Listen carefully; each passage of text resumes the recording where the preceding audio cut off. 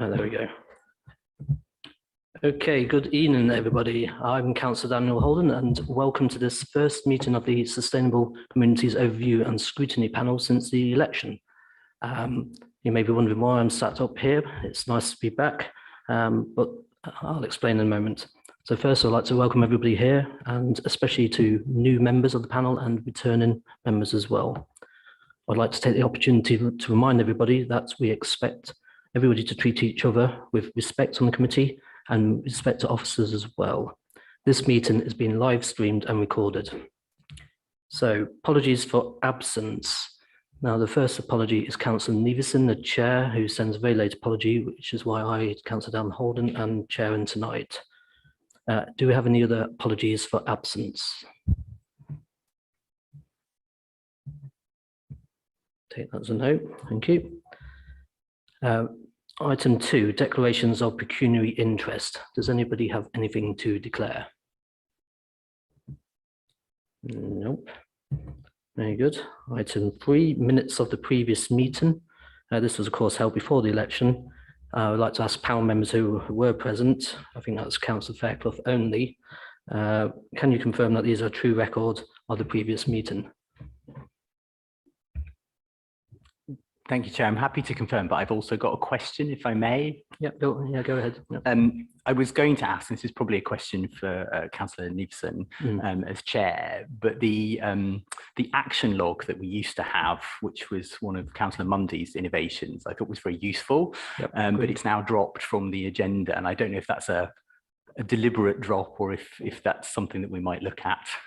So I was going to ask if Councillor Neaverson might look at that again, because I thought it was a useful thing so we can see where our recommendations ended up.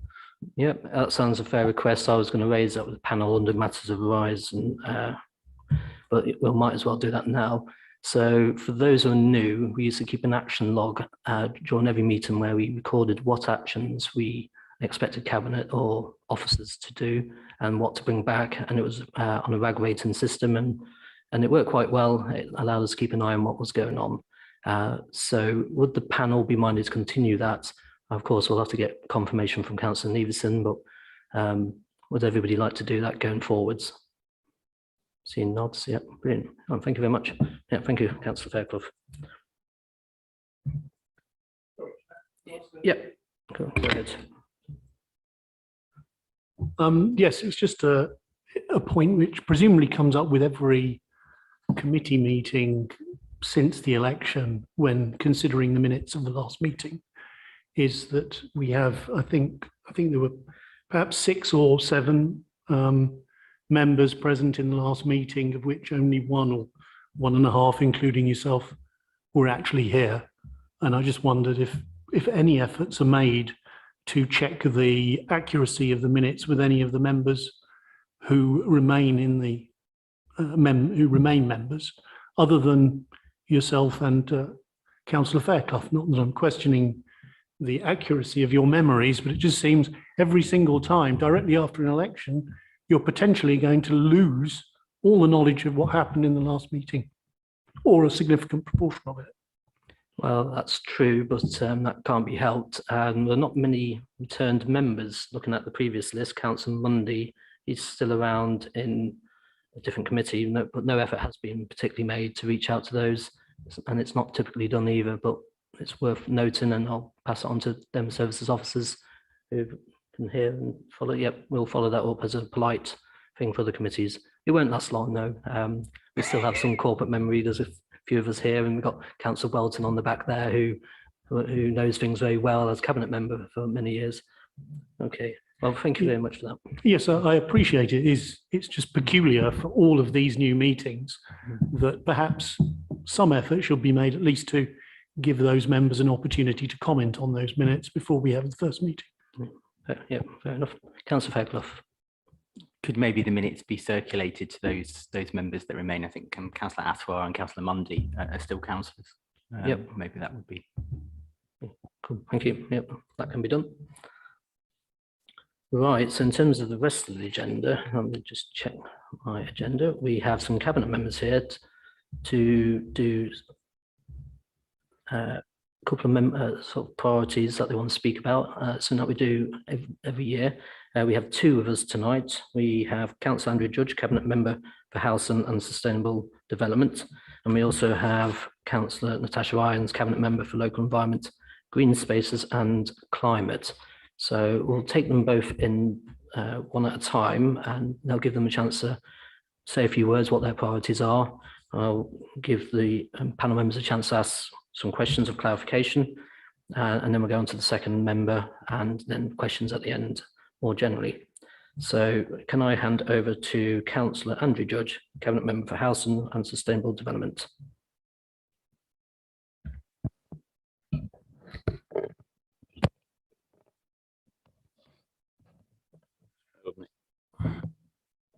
Not used to the microphone. Well, thank you, Chair, and thank you to the panel for inviting me to speak on Cabinet Member priorities. So if I kind of introduce the different areas and aspirations of this administration first. Just an overall comment. Merton, like London, is in a housing crisis. Many residents are obliged to live in very expensive privately rented homes, and in many cases, which are in many cases inadequate in terms of amenity, decorative condition, and state of repair. And I would contend that a whole generation has suffered from poor central government policy. Millions of publicly owned homes have been lost to local councils without being replaced. And this adverse tide in housing has carried residents far from what they want for themselves and their families and how they aspire to live.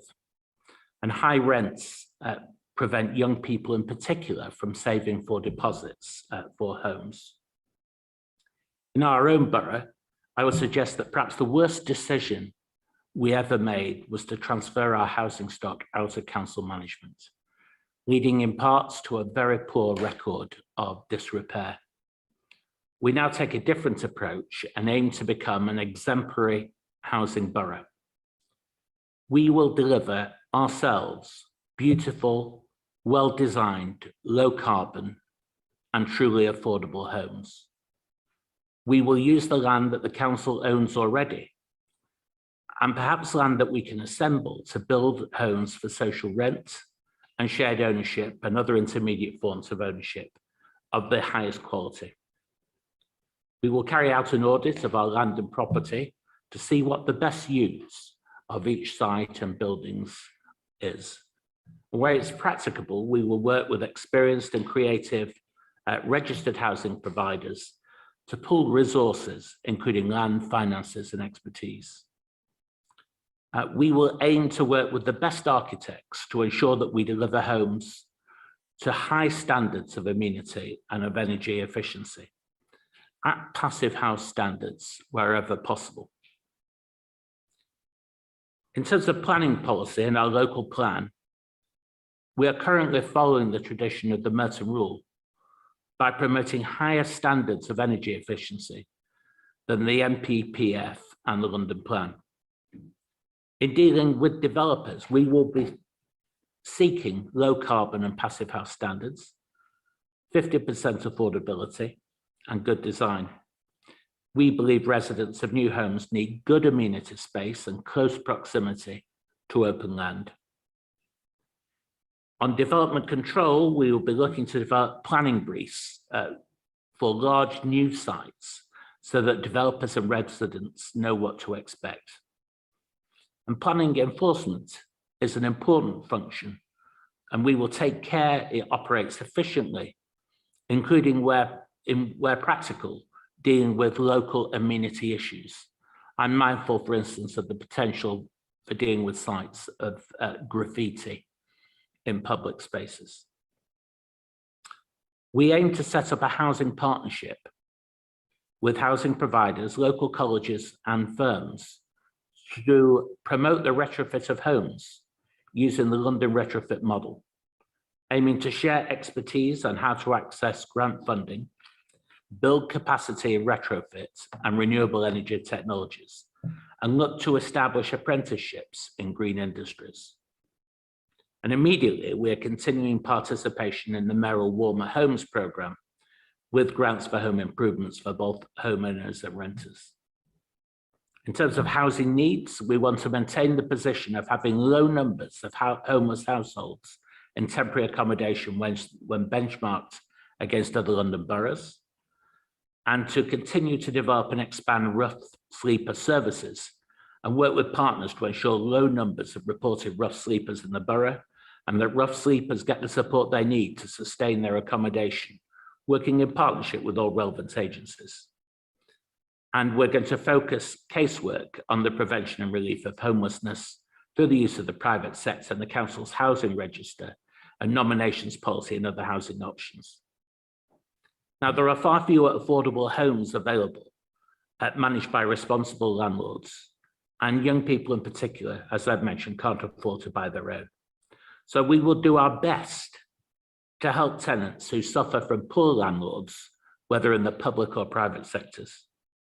I've been asked to undertake the role of tenants champion, making representations on behalf of tenants and signposting them to agencies who can give legal advice. I'm acutely aware of the limitations of this role. The council is not a party to private tenancy agreements and has limited powers to intervene, really in extremis where a house might be unfit for human habitation. So we are aiming to expand our support in practicable ways and work through the options. We're also acutely aware of ensuring that public landlords like Cllr also perform their duties. And Councillor Garrett has initiated a series of visits to housing estates, and these have been useful for sampling disrepair and picking up casework.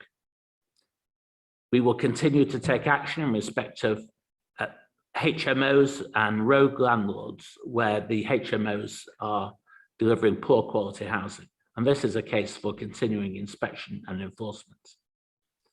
And in terms of selective licensing, the work that's already been commenced on this council in the last administration and Article 4 directions, we look forward to consult on a practicable scheme to take to government to introduce those things, selective licensing, to enable us to widen inspections of housing, to enforce against Category 1 and Category 2 hazards in housing as soon as possible.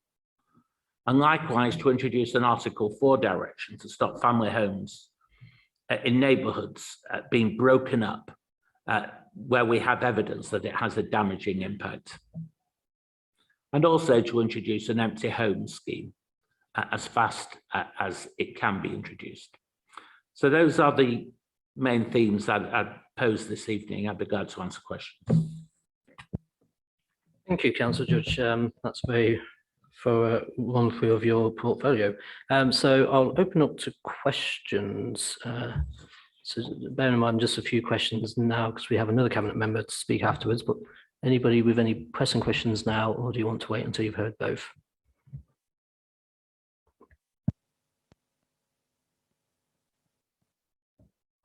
That's why I asked if anybody wanted to ask questions now. So if that's a yes, then would you like to ask a question? Yep, go ahead. Yep. Thank you, and thank you for that, Andrew. It's great to hear the priorities there. So obviously, in your administration's recent manifesto, you stated that you will approve more affordable housing. And I just wondered if you might want to expand on what that meant. Obviously, the things you've talked about tonight have rather suggested you might seek to build more affordable housing, but I wondered what that was. Well, we'll do our best to approve more affordable housing, and that means seeking to influence developers at an early stage to deliver up to 50% affordable housing on the sites rather than adopt some lower target, no doubt to increase profitability. But 50% is what we're seeking through our local policy, and that's what we will seek. That's the target we'll seek to influence developers with. But we are seeking to build homes, either on our own and or with other housing providers, homes which are truly affordable, which are zero carbon, which are beautifully designed, and which will hopefully make, for most, lifelong homes. Thank you. And will you be, in order to influence developers, what tools are you hoping to use that the previous administration didn't? I mean, I can think of an example, but I just wondered what the thinking Well, was. we got, I think, quite an ambitious local plan in front of the inspectors at the present time. And we want to ensure that that is approved. And we'll consider our options if it isn't. But it is better for us as a local borough to be as ambitious as we possibly can on things like affordability, but also on the environment. And we've seen in the past with the Merton rule, how by taking an ambitious stance, a stance that developers then said initially couldn't be done, it wouldn't be deliverable in terms of new buildings, that actually that was not correct. And we managed to introduce a policy that was followed by 140 other local authorities that was eventually enacted into legislation in 2008. So what we demonstrated there is that by pushing at the sides of the envelope, by being ambitious, and in the context of climate change, my goodness, we need to be ambitious. We need huge reductions in carbon and emissions over the next 10 years. So by being as ambitious as we can, we hope to be at the forefront of a trend for low carbon homes. Thank you. Sorry to press just briefly.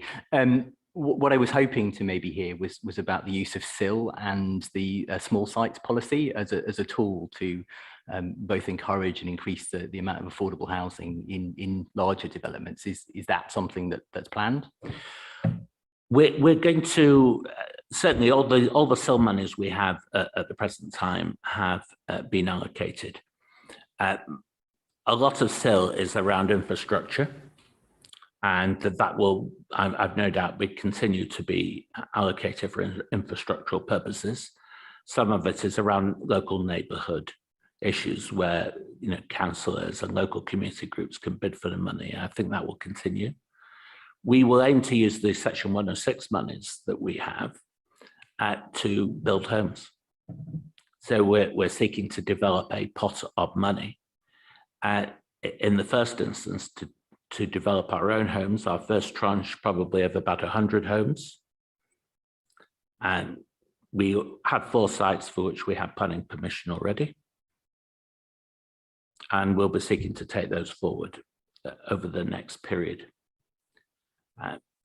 In terms of developers as a whole, we intend to work up planning briefs for large sites, significant sites, so that it can be understood by the developer and by local residents what the aspirations of the borough are in advance. Now, we can't do that for every site, and we have to be very careful about how we use our limited resources as a council to develop those planning briefs. Councillor, is it Braithwaite or Branthwaite? Braithwaite, yeah. Thank you again for the introduction to what you're planning to do. One of the things I noticed that you hadn't mentioned anything about was the Tenants Champion scheme. I'm just wondering what efforts you're going to make to review the trial of that scheme. Well, I did in fact mention it. I am the Tenants Champion as such. So I am receiving emails and people coming forward saying they've got issues with their landlord. I have to say it requires more resource, really, because at the moment it's just me, and it's about contacting the tenant, asking for their leasehold agreements. It's usually an issue of disrepair, writing to the agents or the landlords if we have immediate contact details, and asking them to uphold their landlord's obligations.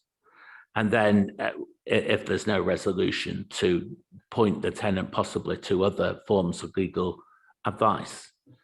But I'm very conscious that we as a council do not have a duty either in the public sector to housing providers or to private landlord and tenant arrangements, except in these extreme circumstances of the dwelling being unfit.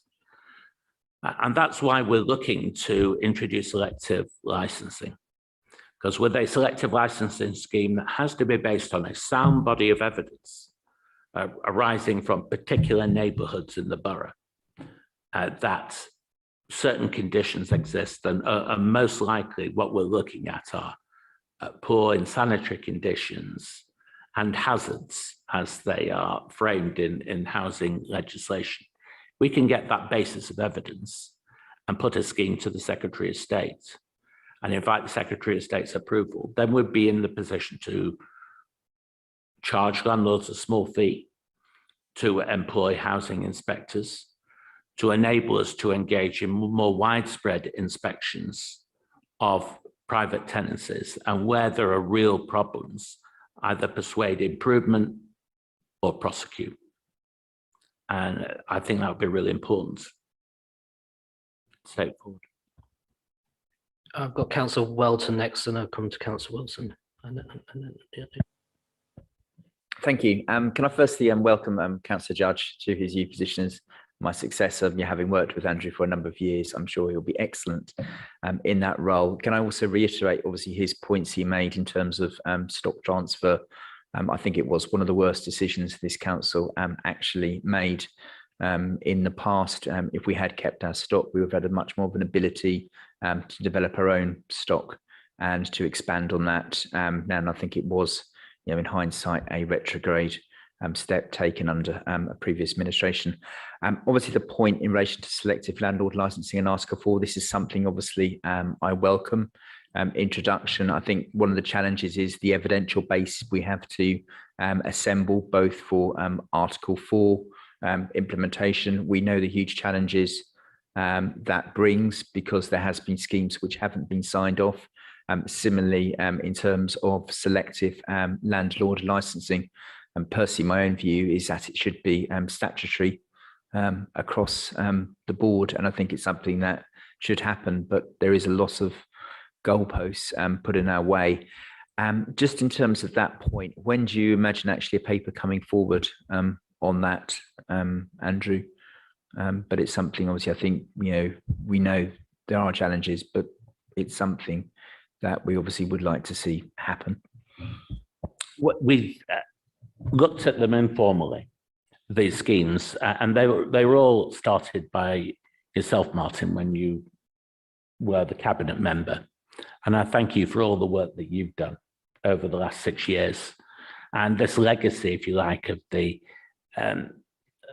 selective licensing, the Article 4 direction work, and I hope the empty homes policy coming forward are something that we want to take forward with a will and as quickly as possible. So I'd anticipate possibly a paper in the autumn.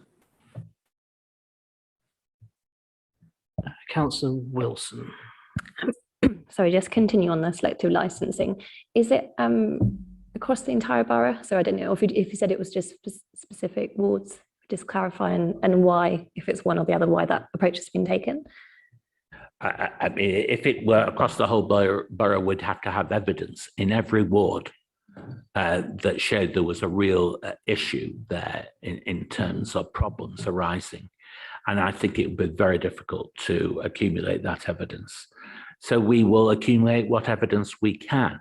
And there is a company at the moment going through all the data and the evidence that we have to assess whether it's sufficiently compelling to put together into a scheme.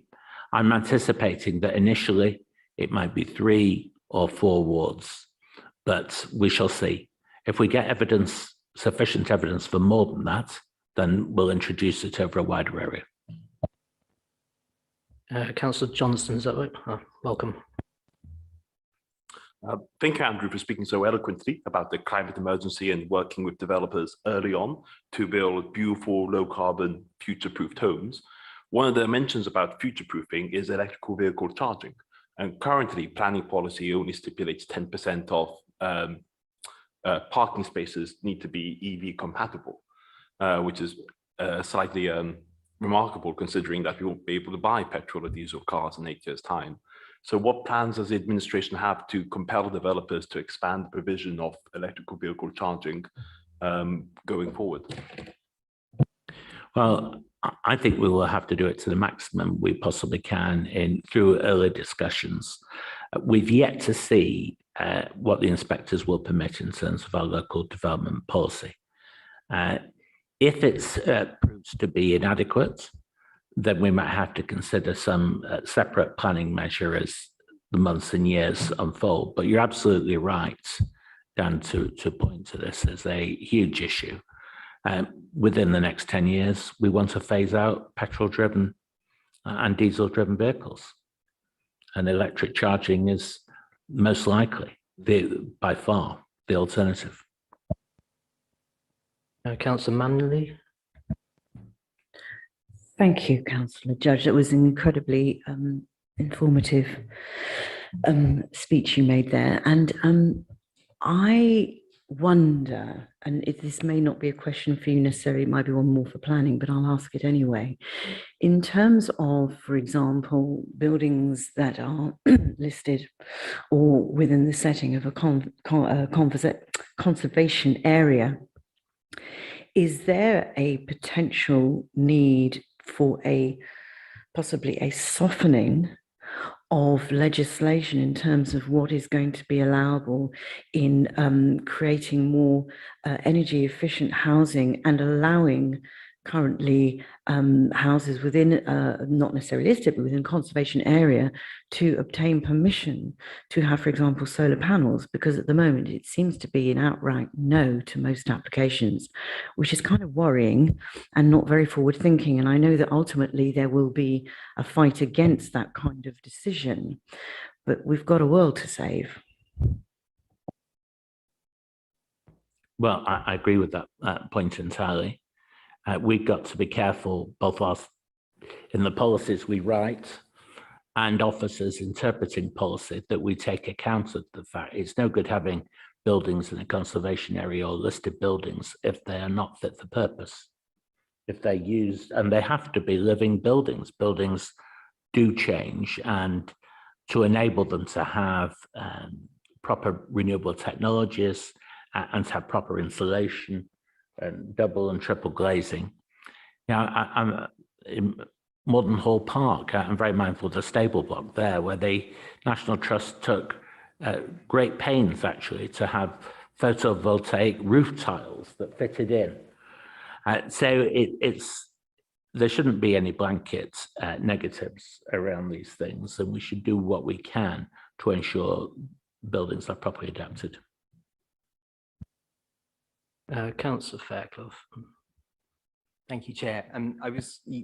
You talked about the planning enforcement team and it needing to run efficiently, and I'd like to ask about your view of Merton's planning teams at the moment. We've got an awful lot of people complaining at the length of time that minor planning applications take to come through, and I wondered if you were aware of some of that. But equally, we've got some larger and medium-sized developments where we've got really significant problems with the way the developer treats the neighbours, actually breaching planning conditions.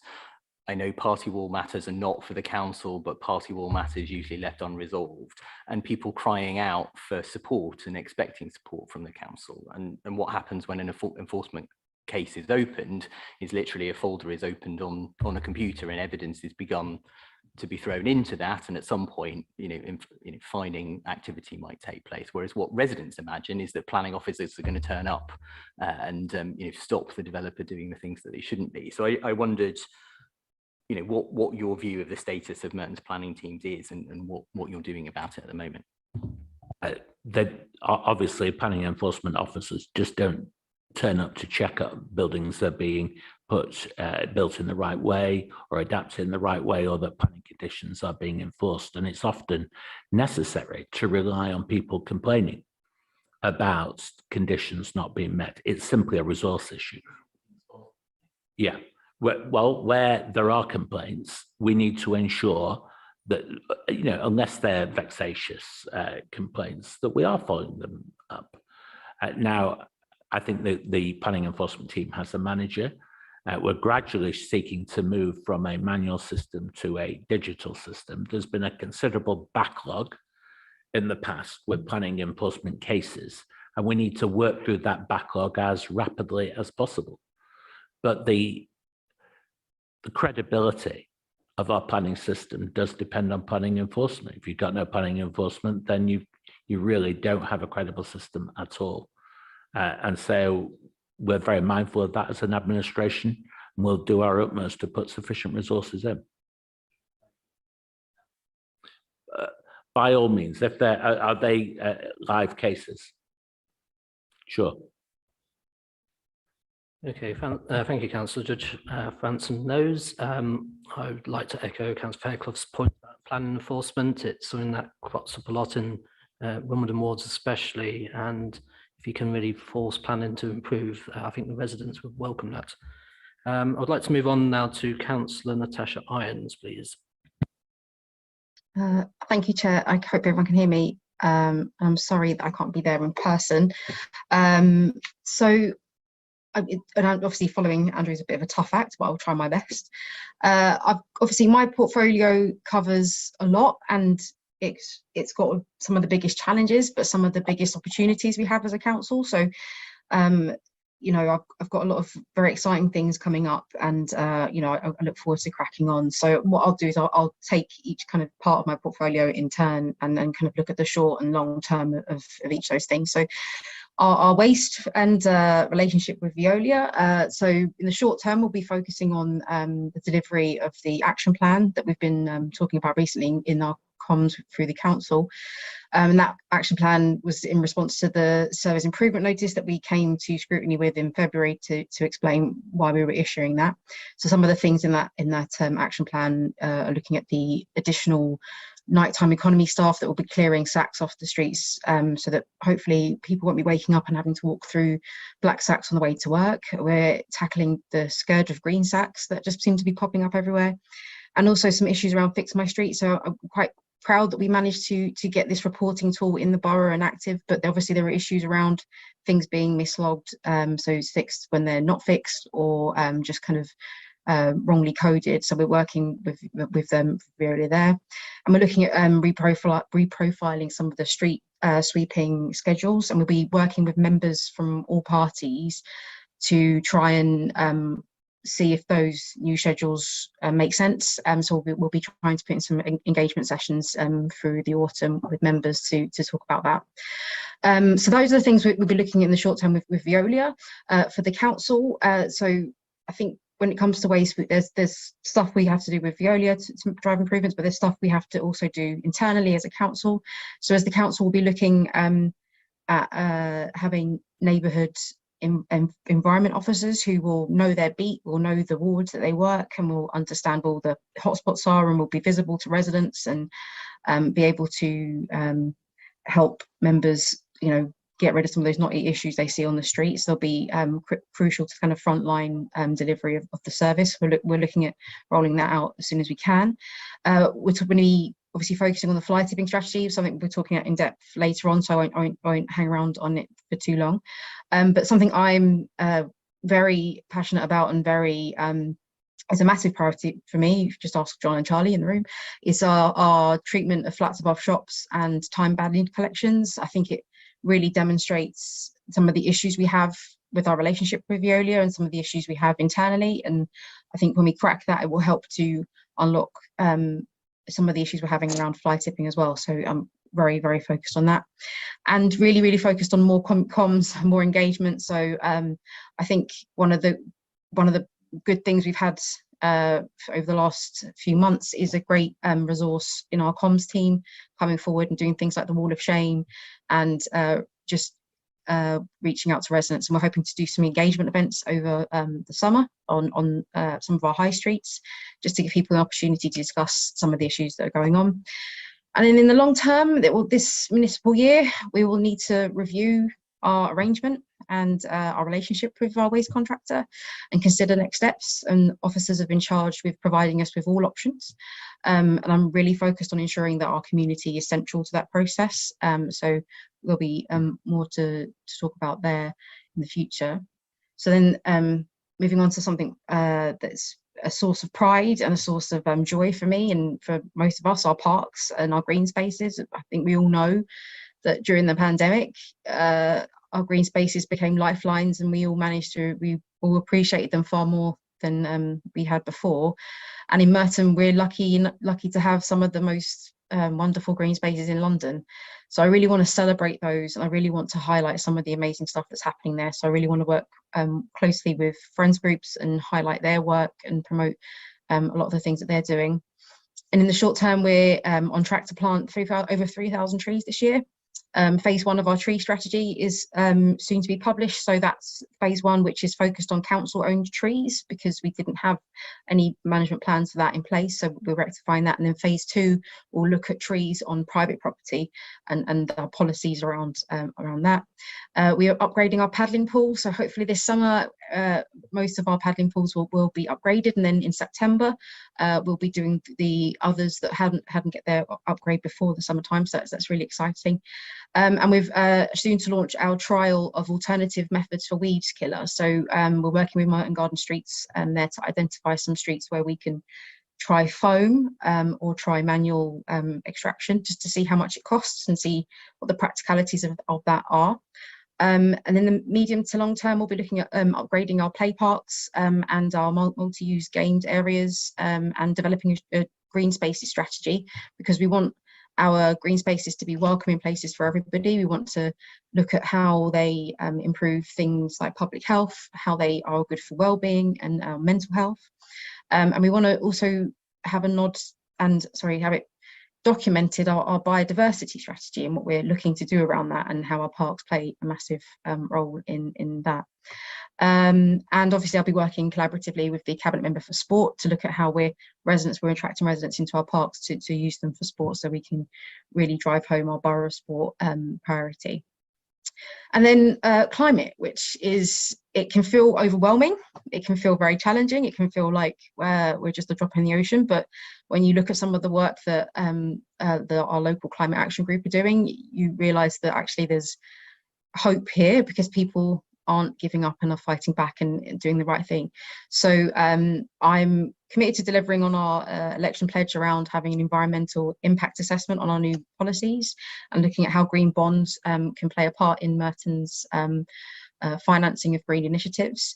But something I'm really not concerns about, but definitely going to prioritise and look at is how our climate plans, how much they have inclusion and diversity at the heart of them. So I don't know if you've looked recently, there was a council's climate scorecard, and Merton came mid-table, which is lovely, and I'm sure we'll climb the ranks. But one of the reasons we were mid-table is because we got 0 for inclusion and diversity, and I think a borough like ours, that cannot stand. And I'm really keen to make sure that our climate action includes everybody, because we can't do this just in pockets across the borough. I really want to increase our work in schools, because I think that inclusion and diversity piece will be done easily through schools, because our young people get this more than anyone else, and it's a good way to get to their parents, and it's a good way to kind of highlight things like the cost of living crisis, and how tackling energy consumption can do both things in terms of tackling the climate crisis and cost of living crisis.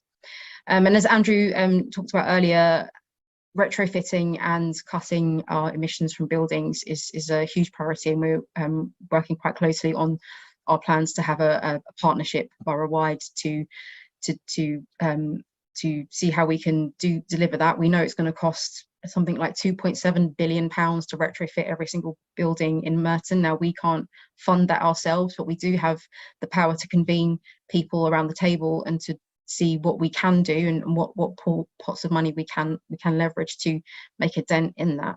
And I really want to amplify and highlight the work of Merton's Climate Action Group. I think having residents at the heart of this, having it as a community plan is something that I think sets us apart and will see our plan deliver greater success, because it's happening from the ground up.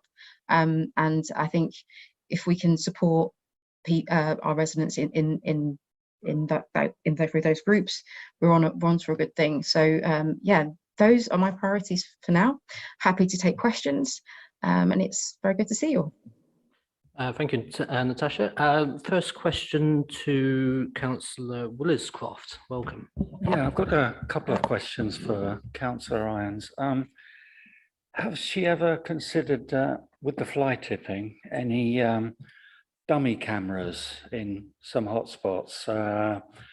You know, cameras are expensive, you know, they can't go everywhere, but dummy cameras with perhaps the sign alongside, you know, no dumping of rubbish, CCTV in operation, just as a deterrent, you know, because I mean, if you have got a burglar alarm outside your house, you know, I'm sure the burglars are less likely to burgle a house that's got a burglar alarm and one that hasn't, you know.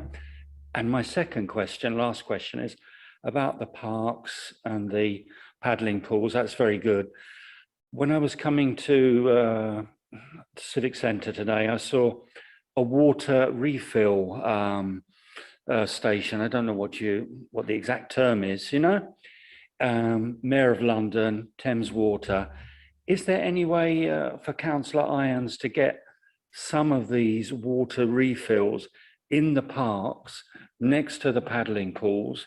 You've got the hot summer coming up. It would be very nice for the little kiddies to have some nice cold water in the hot summer. Those are my questions. Okay, so for the dummy cameras, so we've got the fly tipping action plan and strategy coming up on the agenda tonight, and we have got plans for actual cameras because there are ways of getting cheaper ones in and using that footage for the wall of shame, so we can try and put it to some good use. But you're absolutely right about things like signage. So again, we're reviewing the kind of signage we have and actually being very explicit about the fact that we do have CCTV around the borough and you don't know where we're using it, because we're being quite covert, so we can catch you out. So that is part of our response to fly tipping in the borough. In terms of the water fountains, now I know we've had water fountains in parks before in the past, and the reason they got shut down, I think it became too expensive to maintain them because of the lead in the pipes and something to do with Legionnaires and things like that. I think the new scheme via the Mayor of London taps straight into the water mains and is funded that way. We can looking at whether the funding would extend to parks, so I'm happy to look at that and seeing if that's something we can do. I'm not sure we'd get it off the ground for this summer though. Thank you. Councillor Manley and then Councillor Charles. Good evening, Councillor Irons. Lovely to see you. And thank you very much for your report. And I know you've really been championing and really tackling fly tipping with the gusto of a great leader. However, it's a thankless task. And so here I come with further news on maybe things we could deal with it in a different way. Specific to Cricket Green Ward, I was made aware simply by walking the ward during the campaigns and found that we have a myriad of backstreet little pathways and walkways that weave in and out behind houses, etc., behind Love Lane and so forth. These are historical little walkways that have existed almost prehistorically before all the other buildings appeared. However, they do exist and they become these invisible fly tip areas, which I know we receive constant complaints about. So I would say that there has to be particularly a revisionist look at how we specifically target dealing with those areas. I don't have an immediate solution, but I would welcome a discussion about how we can tackle these areas in a different way. I don't think fix my street and cameras are necessarily the answer. So that's my first point. My second point is that kind of follows on from that. Notwithstanding the fact that we have Willow Lane and all that incurs, I'm not particularly sort of concerned about talking about that this evening. What worries me still is that we only have an official site called Garth Road, which I have argued in the last 4 years, particularly as a disabled person, that even if you have a car to transport your recyclables, etc., and bulky waste to Garth Road, once you are there, trust me, you don't get a lot of help in ascending these particularly steep and dangerous stairs.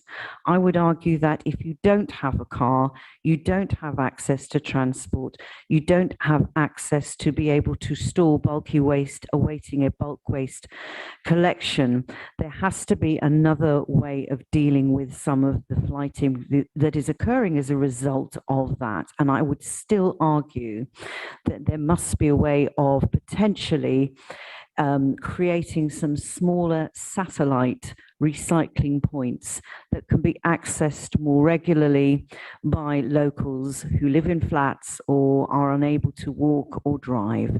So sorry about that, but it's a bit of a long-winded way of saying we need little Garth roads.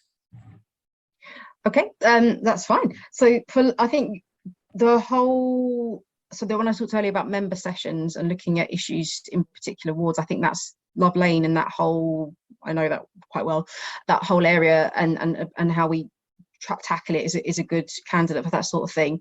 For areas like that, I think it's not, we don't have a transient population there, but we have is a population that's gotten used to dealing with its waste in a certain way, so we have to change behaviour, and that is a longer term thing. So that's going in with enforcement letters, going back again the next week and keep going back. And I think we have developed more of that sort of kind of squad approach to areas. So in the presentation later, you'll look at some of the work that's been going on in Graveney ward, which was our most fly tipped ward in the borough, and a lot of that intense work in certain areas has paid off.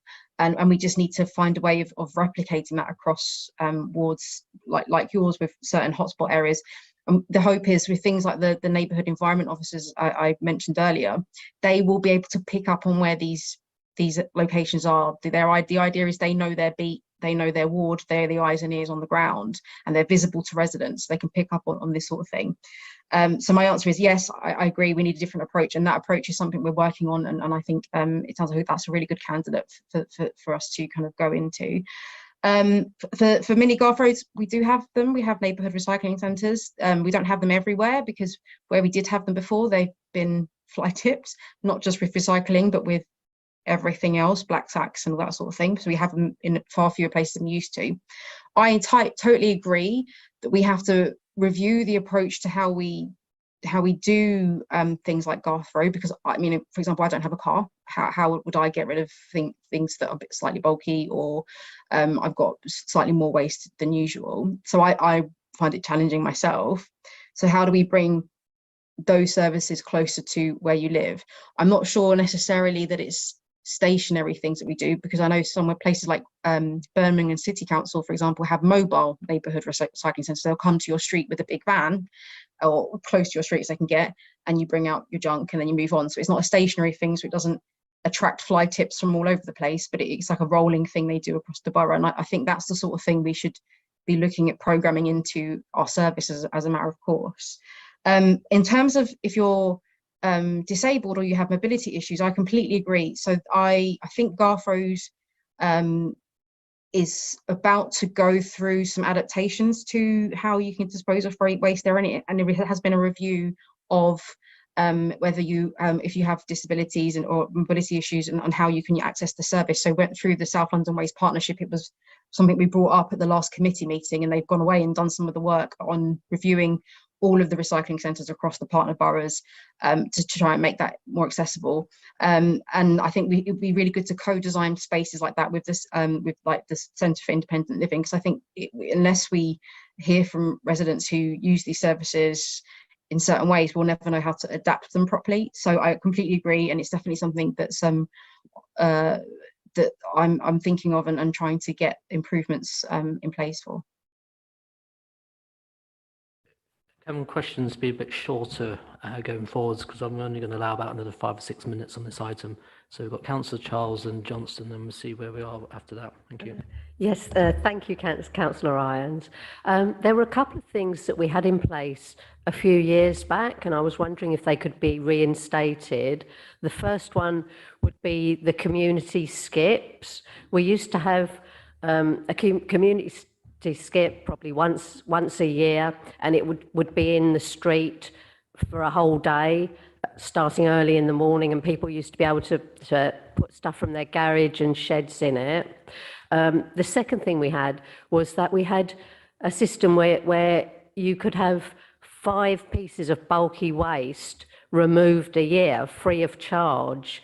It could be all 5 on one day or 5 different occasions. So I think now it means we have to get like a man in a van type person, and we're not really sure what happens to the waste after they take it away. Do they actually take it to Garth Road or dump it elsewhere? The other thing I was thinking about was the closed depositories, because they seem to get really full, and once they're full up, people are just dumping clothes and other rubbish by the sides of them. So I wonder if they could be emptied more regularly.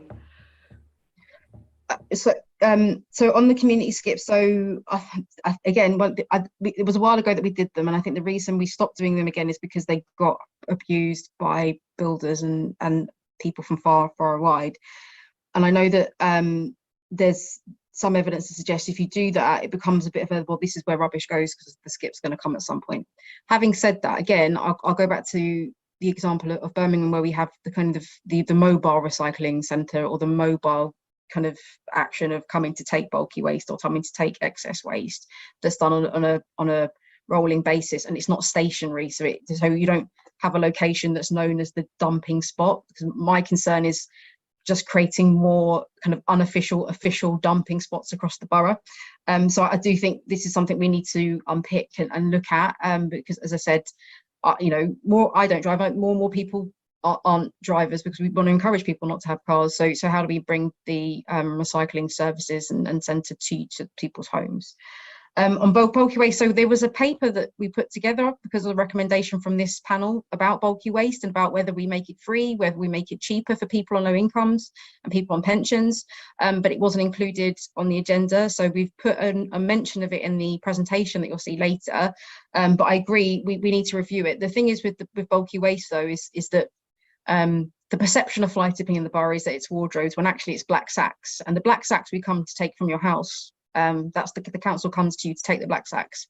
Our problem is household waste that's being dumped, not necessarily furniture.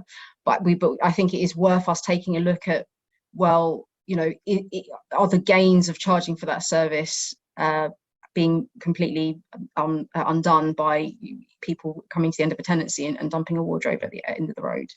That review, we would like to bring that paper back to the committee to kind of go through with you and get your thoughts and kind of recommendations on that. So shout out to the vice chair to note that down. That'd be good.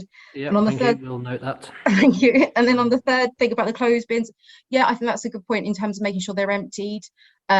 But we are also partnering, again, it's in the presentation later, with Trade, which is a company that will come to your home to take away clothes that you're no longer using. Obviously, in terms of reusing and recycling, things like clothes and textiles are really in high demand, and the amount of carbon that goes into fast fashion and things like that is terrifying. So being able to reuse textiles and kind of get into upcycling and things like that is something we would really like to promote throughout the borough. So companies like Trade that will come and take that away from you makes it even easier to do the right thing with clothes that you're no longer using. Okay, thank you. Councillor Johnston.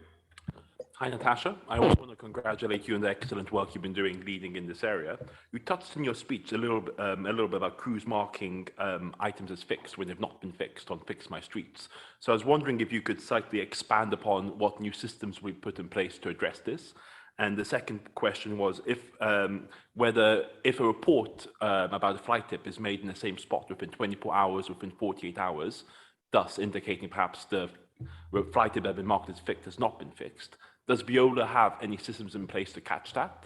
And what systems do they have in place to monitor crew performance, ensuring that there's not the same crews who are always marking things as fixed, which are not in fixed?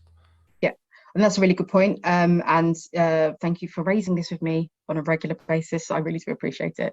I think, so this is part of the work we're doing through the service improvement notice. So I can't say to you, these are the systems that have changed right now because we're working through that process. In some cases, they're turning up to the wrong locations because someone's dropped a pin in the wrong place. So then genuinely turning up to a fly tipped area and finding nothing, saying nothing found, but because the pin's been put in the wrong location. But we also know there are people that are putting it down as fixed and it's not fixed. So to flush that out, we're tracking the multiple reports that you've just said, and the complaints that are coming in, and we're going to make a change on the comms that come back to residents when they've reported something. So if there's an issue, you know, if something's been closed when it shouldn't have been done, we'll be able to tell you what to do next and how to flag that with the council and what the process is off the back of that. So we're looking to make those changes on our side, and working with Veolia to ensure that they have proper training on their side, and that their crews have more options. So if it's nothing found, or if it's you know, on private land, or if it's a different, it doesn't fall into the category of fixed, but there's something more complicated, like we need to have a grab vehicle that needs to come and take this material away, we'll try and give them those options so that the resident can see what's happening rather than just saying it's fixed when it's not.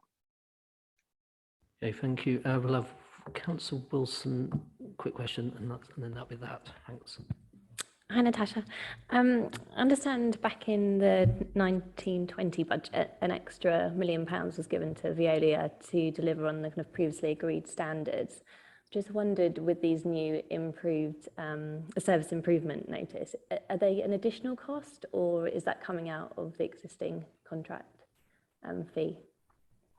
No, it's coming out of standard costs. It's not, we're not putting the money we've been putting additional money into things like the mechanical sweepers, so the council owns those. They're part of our capital budget.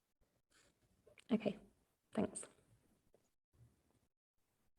Sorry, Councillor Mercer, you missed your chance. I'd like to thank Councillor Irons and Councillor Judge. I'm quite pleased with the wall of shame idea. I've been badgering officers for years to do something like that, so more that would be good.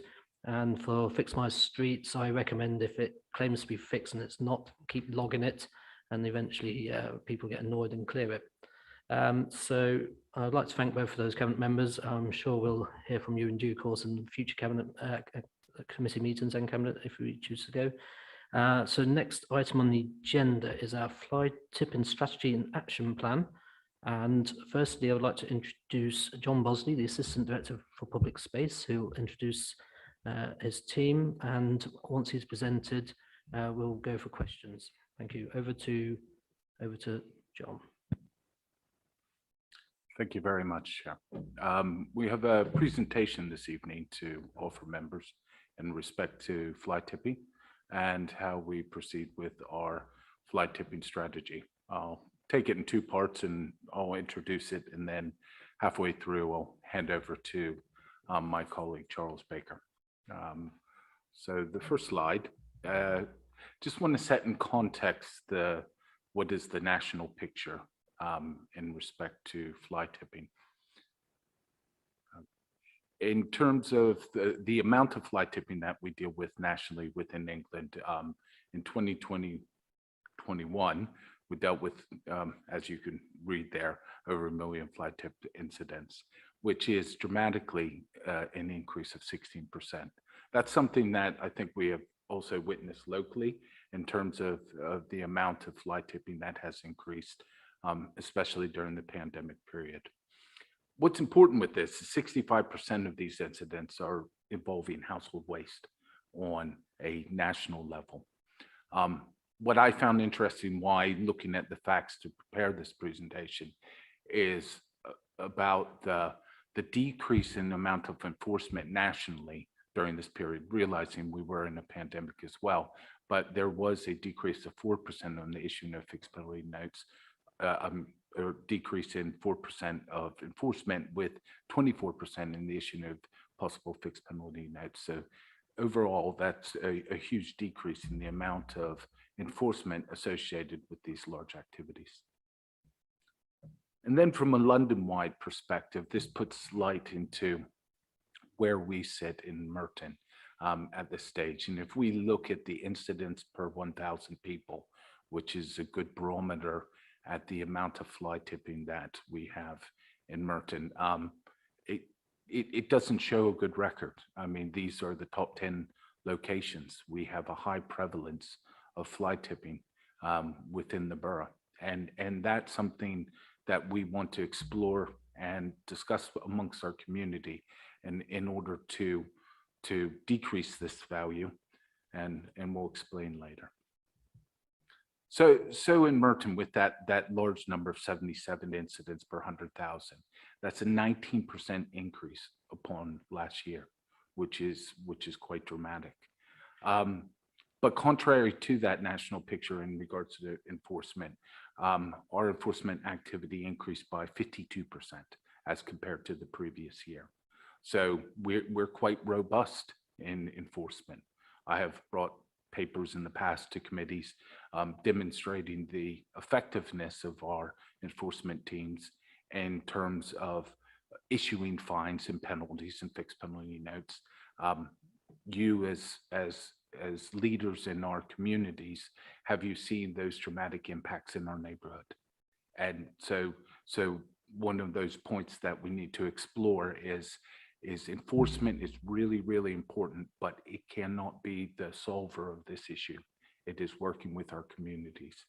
In terms of the costs associated with this, the amount of money we expend in managing fly tipping exceeds £1 million a year now. It's a significant burden within the council. As you can see here, the monies that we receive from enforcement helps to counteract that somewhat. However, what we're here to do is drive behavior. We want to improve that behavior. So that's where you will see the Fix My Street, as I put this as a reporting tool. And Councillor, I take your point in regards to the accuracy of Fix My Street sometimes, and that's something that we are very keen on improving.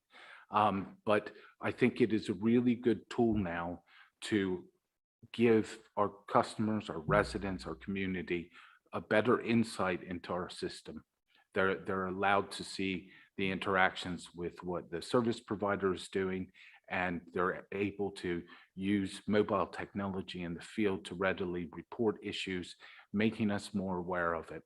In terms of the data that my service has, we're more aware of the hotspot locations. We're able to target our limited resources in those areas which have the greatest need. And that allows our service to improve those outcomes in those areas. So moving into what areas had greatest need, we had identified that the Graveney and Long Thornton areas, starting with Graveney, this was intelligence led. We looked at, I believe we passed around, we passed around this evening nice heat maps of locations with fly tipping from April to June of this year.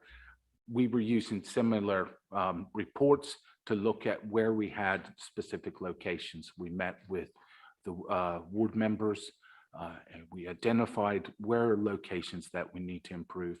Graveney, we developed a trial where what we did is we did this twofold. We had operational improvements in the service in terms of proactively managing fly tip removals, as well as backing that up with additional enforcement. Our enforcement teams were working an additional 50 hours in that one ward location.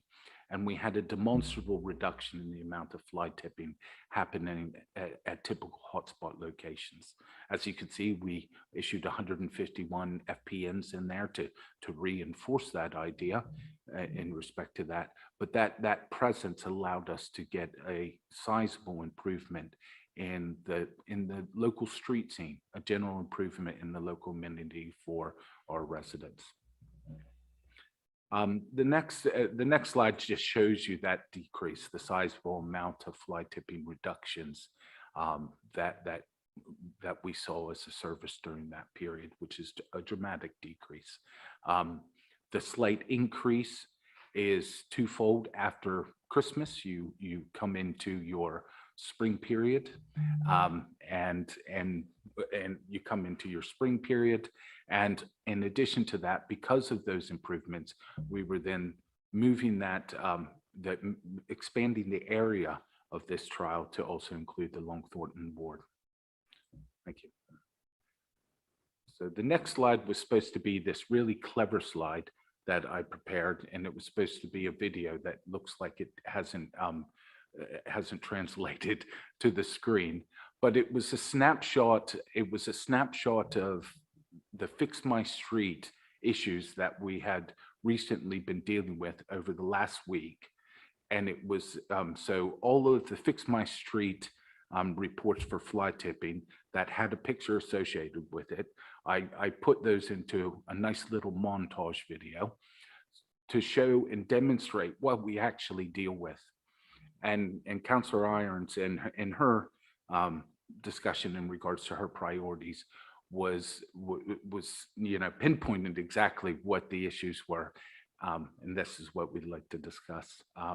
What is the perception? Often when you say fly tipping, people think this. They think some unscrupulous person is going down to Willow Lane to unladen themselves of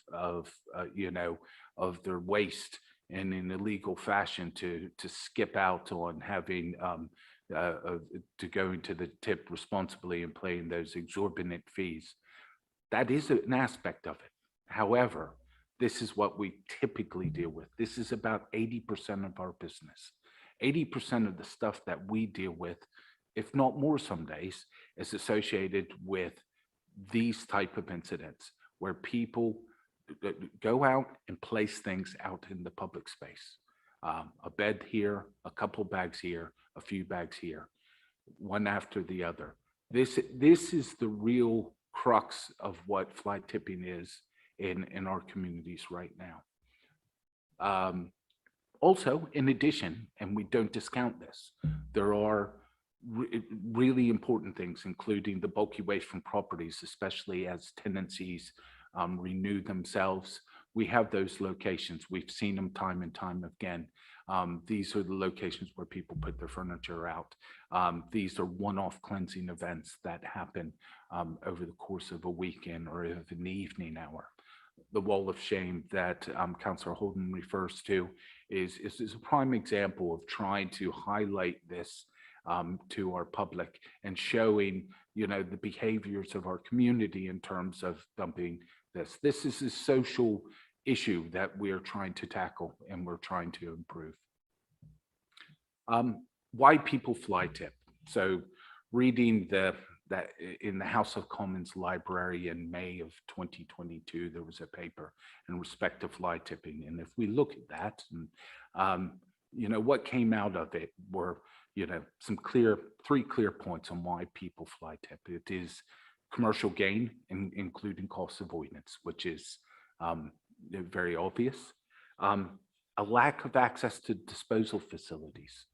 And Councillor, this has been discussed in regards to that, and already today is that lack of access and suitable access to these facilities, and resident behavior and attitude.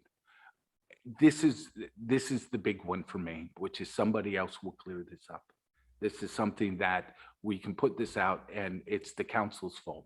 It's the council's fault that they didn't come quick enough. It's the council's fault they didn't collect it. These small incidents of including household items, which often have a normal disposal route, which is through your council issued wheel bin or your normal collection day, are making their way into our communities and our street scene.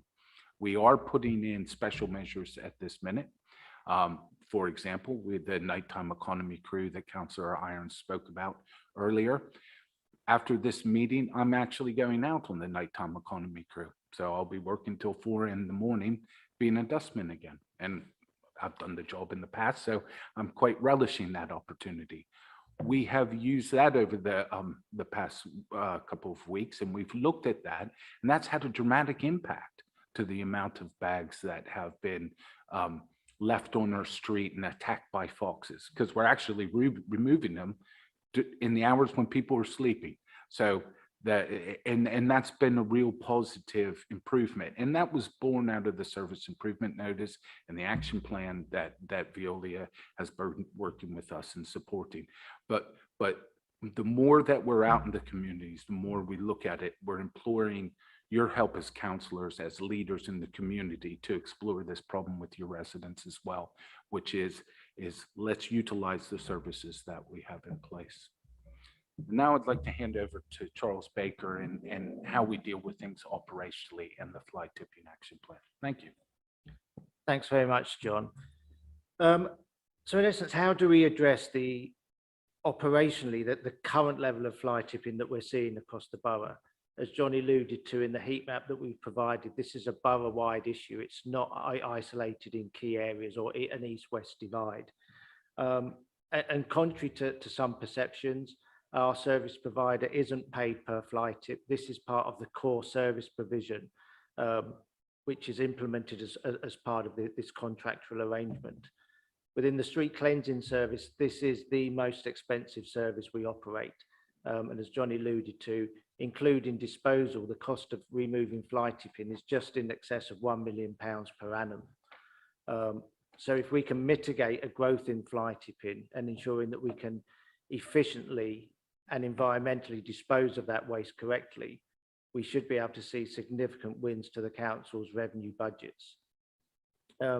It is a relatively small service. It operates utilising a Monday to Friday service across 4 mobile response crews. Traditionally, they're cage tippers, but we do have the additional functionality to deploy the HGV grab lorry for those larger fly tips, such as was illustrated in Willow Lane for those commercial activities. Moving forwards, we did provide a sustainable solution in terms of addressing fly tipping, and we completed the fly tipping strategy in 2019. Underpinning that strategy was the fly tipping action plan, which equally you've got a handout to take away with you of the current live document. There are 3 main strands of focus within the action plan: early intervention, preventing reoccurrence, and targeted enforcement. And I'll address over the next course of the slides that the different work streams under each one of those that underpin those 19 separate work streams. So under education and engagement, examples of this can be seen by the very popular Wall of Shame that was launched earlier this year. It's had a great success in terms of highlighting this social pandemic that we're going through, and the increase of residents' behaviour in discarding domestic waste. This isn't addressing, and it hasn't been designed to address the commercial fly tipping. This is really highlighting to our residents the activities of their neighbours and their colleagues within the streets and the environment in which they live. Moving on, then we move on to our enforcement. And this isn't just the issuing, the hard-hitting issuing of fixed penalty notices, whether that's an on-the-spot penalty notice of £150 or the higher, larger scale fly tipping of £400. We've also just pre-pandemic undertaken a series of multi-agency work streams, working with our colleagues in Safer Merton and our police, in asking for producers. And this is where we're stopping those potentially unlicensed waste removal carriers and ensuring that they've got the appropriate licenses in place to carry it and legally dispose of the materials that they're collecting and charging our local residents. And the third is prevention. And we are actively engaging in designing out those fly tipping hotspots. We have seen in some of the earlier slides and what John alluded to in that montage, you would have seen our litter bins, our tree pits are attracting the discarded waste. So what we're looking there is to design out the solution rather than simply removing a service. We reported earlier, one of the earlier successes we had pre-pandemic was we did remove a neighbourhood recycling centre and replaced it with bike racks. but that is at the cost of removing the service to our communities. So we are engaging actively with third-party suppliers. We have successfully engaged with trade, and they are live on our website now. That's a charitable organisation which our residents can link into via our website and arrange for a free of charge collection of small electrical items and mainly textiles. We're currently reviewing Love Junk, which is really a third-party broker that ensures any commercial activity between our residents and a third-party waste carrier is fully licensed. The next 4 slides I've stolen with pride from our colleagues in our communications team. They've actively supported the wider programme of our fly tipping strategy, and particularly the work streams that have been highlighted through our action plan. The focus has been raising awareness to our residents that this behaviour is having a negative impact on the overall image of our public realm. I would liken it to the pencil you can utilise in Argos when you're ordering your catalogue number. People don't see that taking that pencil from Argos is a criminal offence, and yet that same resident wouldn't dream of taking a pen out of WH Smith's without paying for it. And it's raising awareness that this discarding of your domestic waste at the sides of litter bins, in our tree pits, at the street corners, is a criminal offence. So moving on with our communications colleagues and our CCTV teams, we have been producing and we're currently editing the 4th edition of our Wall of Shame. And so watch this space, that will be coming live very soon. We're just in the final edit cuts and finalising that. So that will be coming out soon. And this has probably been one of the major successes in raising awareness of the wider campaign around the Cleaner, Greener Merton programme. And it has had success to a degree that has outstripped any other social media channels that we've utilised in the past in raising awareness. And that can be clearly seen in the finals in the next slide, where we're looking at that peak of not transactions, but residents' engagements, over 39,000 impressions. And this is where 39,000 unique residents have clicked on to one of our campaigns through a breadth of social media, predominantly Facebook, Twitter, and have actively engaged and stayed tuned to the Keep It Clean campaign. So in terms of next steps, as alluded to, we are actively working in partnership with our service provider, Veolia, and we're currently undertaking a series of service improvements and enhancements to the overall street cleanliness service. Johnny alluded to this evening, he's going out with a nighttime economy crew, and that's already in the first 2 weeks had a significant impact. And we're removing in excess of 3 tonnes a night from our streets, from waste that's presented outside of the core waste collection service that currently, prior to this initiative, the core service finishes at 2 p.m. We have an evening crew that works from 2 till 10. But from the hours after those pubs and clubs have shut, the restaurants and the evening economy is coming to a close. That period between 11 o'clock and 4 o'clock in the morning is where we're seeing the displacement of waste coming out onto our high streets. We are currently reviewing our time-banded properties, including our flats above shops, as this is an area where it is very difficult for residents to discard of their waste successfully and in line with our service provision. So going back to what is causing fly tipping, one of those issues is access to our collection service as well as our disposal outlets. We are currently reviewing the bulky waste collection service. And as Councillor Irons pointed out, there has been recommendations in the past to bring a paper through to scrutiny around looking at the current service and how that might be improved to gain greater attraction into that service. And on that note, I'm happy to take any questions and welcome any observations. Okay, thank you, Charles and John, and especially John for your late night activities after this meeting. I congratulate you on that. And I have noticed as well when I report things in an evening, by morning quite often it's gone. So I thank you for that. So questions, I saw Councillor Welton first, then Councillor Charles and Fairclough in that order. Thank you. I'd like to thank you obviously for the presentation. My question obviously is in relation with other agencies, and obviously I declare an interest. I'm now chair of Mitcham Common Conservators. So obviously the Willow Lane issue is obviously very pertinent and dealing with that. But obviously we have a number of housing estates across the borough. We obviously know in their land, they're responsible for removing it, but actually for the public themselves, they're not really aware whether it's council or whether it's Clarion or any other housing association. What liaison and dialogue is obviously taking place with them in terms of obviously the enforcement aspect of it, because obviously we have the enforcement and prosecution powers in a way that they don't have.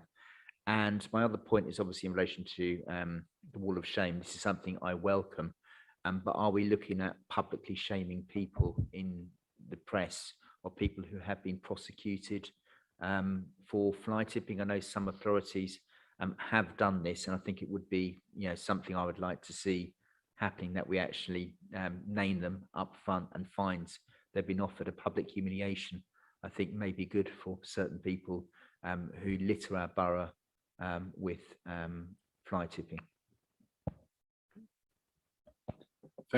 Thank you very much. Thank you, Chair. In terms of the enforcement, we definitely can improve our relationship with our housing association providers across the borough. We would probably tackle that most efficiently through some work that we already want to do in regards to managing the communal waste locations that we have across the borough. So we have plans to meet with our providers to discuss those locations over the course of the year to improve those aspects, where we can also include enforcement and also how we react to dump waste. That's something interesting that does get caught into the Fix My Street environment, where do people, and I have looked at these, where people do put pins. I've seen on many responses saying that it isn't closed, the case isn't closed because the waste is still there. The rationale for the closure is because it's on private property. What we're currently doing in this phase 1 improvement on Fix My Street is looking at how do we provide better information back to the customer, which explains the rationale for that case being closed because it's on private property. How we further can join that up and maybe in the background be able to divert that to our housing providers is something we would like to explore. Sometimes it's not just a system solution. Councillor Irons mentions in the background internally with officers, we want to have neighborhood environment officers. We want more human intelligence in our community, where they can strike up relationships with housing providers, the care managers that go around those sites and build up that rapport in order to deal with those issues as well. Because sometimes the computer says no is a difficult answer. Enforcement overall, we will actively pursue enforcement if asked on private land. That's something that we have done in the past. And we were successful in terms of issuing a £400 fixed penalty note in respect to that. So that's something that we would actively pursue and support people in terms of that enforcement. Prosecutions, I agree. If you are formally prosecuted through the court system, we will take every opportunity to name and shame, correctly so. The one thing that we are not allowed to do is do the same for the issuing of fixed penalty notes. The issuing of fixed penalty notes expunges your responsibility personally of that offense once you pay it off. So we can report on the numbers, but not on the actual people who have been issued with the fixed penalty note. Thank you. Charles next. Yes, this is quite a specific question, actually. I noticed from your slides that you've got a picture of a dump mattress. Now, I've only been a councillor for less than 2 months really, and I've already had to report 3 dumped mattresses. So I think that is a specific problem, and I think it's really coming from residents' homes where they don't know what to do with the mattress and they've got nowhere to keep it, so they're putting it outside. So what I'm wondering, would it be possible, if they need to get rid of a mattress, for us to provide that service free of charge? Because it's only going to be a one-off, and just say to them, we'll take your mattress away if you need it taken away. Thank you, Chair. In terms of that, the mattress came from somewhere where that mattress was comfortably inside. If you need to get rid of it, it's their waste, it's their responsibility. I agree that, can we do something more about making that facilitation easier? Yes, that's something that we're exploring in terms of the bulky waste. But I would always stand firm that the soft solution of putting that on a green, standing next to a tree, is irresponsible from a community perspective, and we need to, it isn't the fault of the design of the service. There are providers out there who will get rid of that. There are solutions to that, but can we do more? That's something we want to look into, is how can we improve that? Mattresses are actually quite interesting if you want to get into the waste aspects of them, because they need to be processed in a different way. So we just can't throw them in the back of a dust cart anymore. They can't go into any of our disposal routes. We have to be able to recycle them, spring-loaded. There's lots of materials within a mattress to recycle. So it is it's something that we possibly can look into. Thank you very much. Thank you. I'll go to Councillor Fairclough. Thank you, Chair. And just very quickly to flag, we do have a recommendation on this. So when you maybe come back to it at the end, we'd like to make a recommendation. The questions, thanks Charlie and John, was really interesting. We're really pleased to see lots of stuff being done. Natasha spoke as well about behaviour change, and we saw recently some work that Newham has been doing on fly tipping, which has seen about 42% reduction. And that's a lot around behaviour change. And I wondered if there'd been any communication with Newham on that. Secondly, 7,300 FPNs. I wondered if you might break that down to littering offences and fly tipping offences, well, FPNs for. And then lastly, John, you spoke about the human intelligence, and I agree that's really important. We wondered if there'd been or could be any efforts to incentivise the other sort of contractors and individuals that we have around the borough, such as Kingdom, Veolia performing different functions, possibly Clarion, not on their land, to get involved in the reporting of fly tipping and waste, because that would help us build up the picture. Chair, do you mind if I answer the first one? Yep, go ahead. The lead member for Newham and I both sit on the London Council's Transport and Environment Committee. So we've had a few chats around some of the work they did with I'm gonna keep Britain tidy, excuse me, that went out of my mind. Michael Gove yesterday in a speech to the Local Government Association said it was 71% the reduction in fly tipping in Newham, and again it was a surprise to the member from Newham. And what the member from Newham, the take on it for him is that for certain instances of fly tipping, there have been certain interventions that have been successful. So if you live on a residential road and it's just a habit where people have just got used to putting a black sack next to a tree, putting a stencil on the ground that says don't put rubbish here has proved quite effective. Where it doesn't work is if you're in a place with a transient population where they are just flitting about, or if someone is an end of tenancy clear out, which is some of the stuff we end up having to deal with. So I think in some instances it's really good to look at those behaviour changes, and I'm all about us being magpies and picking up any good ideas we can find, like the wall of shame. We weren't the first council to do it, we won't be the last. So I'm keen to look at other ways of doing things. The thing I'm not keen on is the crime scene thing, because I don't think we should turn our fly tips into art installations. I think actually clearing them is the good thing to do. One of the really interesting things that Keep Britain Tidy have done is to try to, and as Charlie pointed out in the presentation, is where you take a fly tipping hotspot and you turn it into something beautiful. So you put a planter, or you put bike racks, or you put something else that is more useful to the community to signify this is not where you put your rubbish. So I'm really keen to explore any really interesting schemes and look at the validity of those. And yes, I have been in touch with the lead member and you, and we'll continue to talk to him about some of the work that they've been doing over there. Okay, thank you for that. Did John or Charles want to add anything in response? Yeah, thanks very much, Chair. And I think just to add and follow on from where Councillor Irons left off, I think that's one of the beauties of having the fly tipping action plan, that it is a live document. Currently, there's 19 work streams, not in the pack, but there's a number of work streams that have been concluded and are now closed. And we are currently working with our colleagues in neighbouring boroughs and picking up. We will learn and still with pride the good initiatives that are coming out from other boroughs. We do need to be mindful that we don't want to be the victim of our own success. And if any operational efficiencies that we design into the service in removing these fly tips runs a risk of just creating that behavioural change that you'll almost end up with a daily waste collection within your area. So it is about redesigning those hotspots into something else, and ensuring that residents understand that their behaviour isn't acceptable. And it's also about getting that momentum and that peer pressure from their neighbours to ensure that actually in those residential roads, these tree pits aren't an unofficial collection point on a daily basis.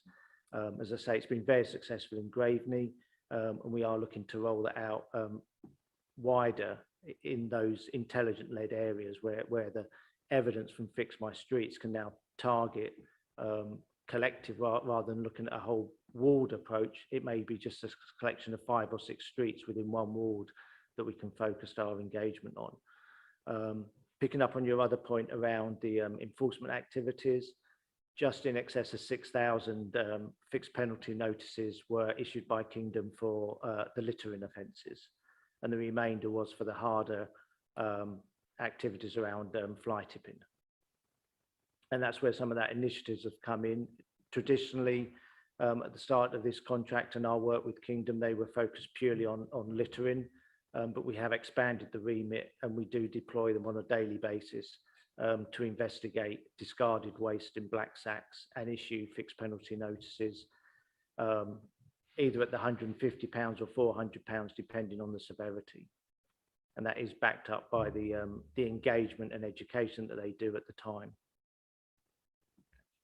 Okay, thank you. So in terms of questions, I have one from Councillor Manley, then Councillor Johnston, and Councillor Mercer, and then after that we'll start going to any recommendations and references. Thank you, Chair. Thank you very much. I absolutely love the idea of the working with Love Junk and planting instead of disposed rubbish, etc., etc. I absolutely love that. So lots of thumbs up for Cricket Greenwald to start planting where they normally dump bags. Just an idea, and it's worth thinking about.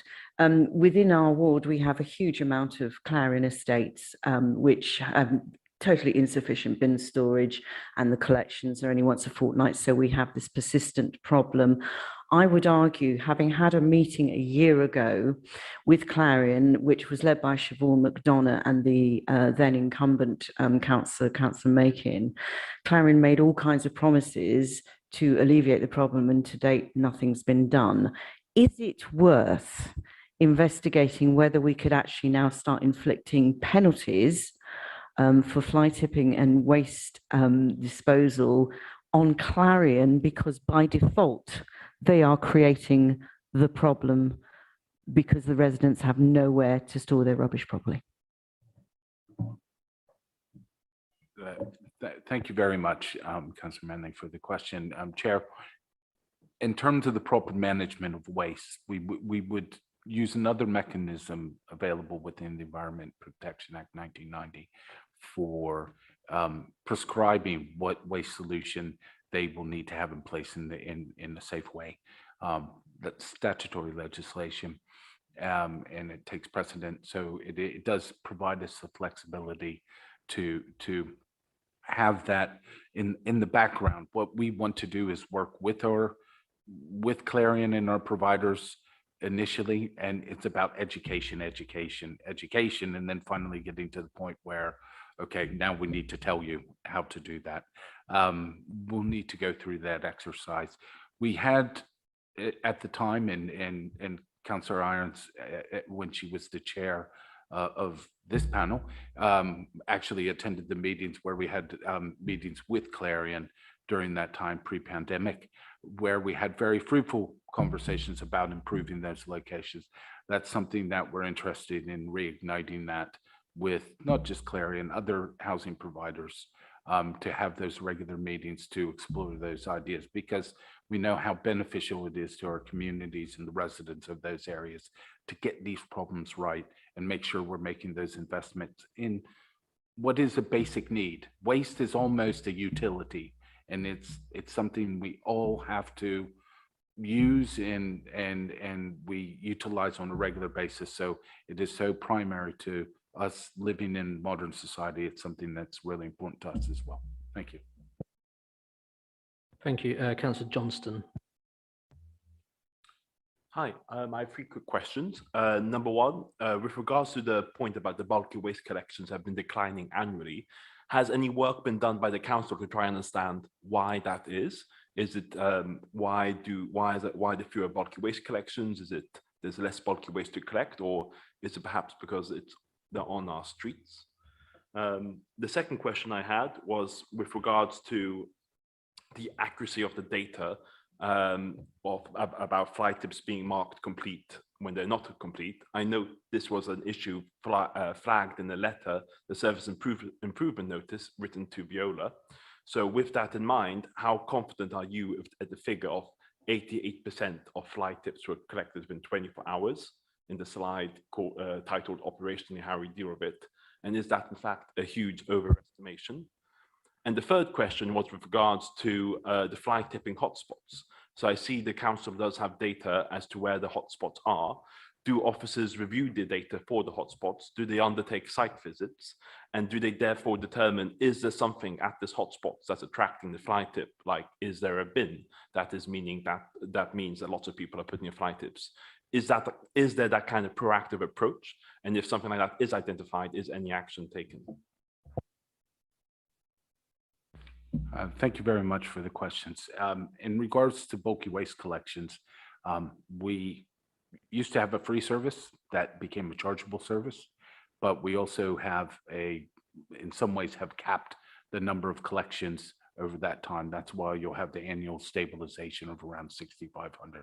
If you work that out over the 260 working days in the year, that's kind of the baseline limit of what is available. And we track the availability of people to have a reasonable offer within that, and it fits within our KPIs for that. So it's kind of self-regulating in that sense. In terms of data accuracy, I'm sure that 88% is the number where they pressed, yes, it is complete. What you will note, and we'll get into the performance layers, the performance data, you will see the accuracy of returning to street cleansing and correcting that in 24 hours sits around 43.5%. That's because of the scrutiny my officers do. We're not happy with 95%. We don't want the button pressed. We want the job done thoroughly and completely. Same with bulky waste. When we delved into into fly tipping, some of the fly tips, we had the reasons why they were being closed down, which weren't accurate.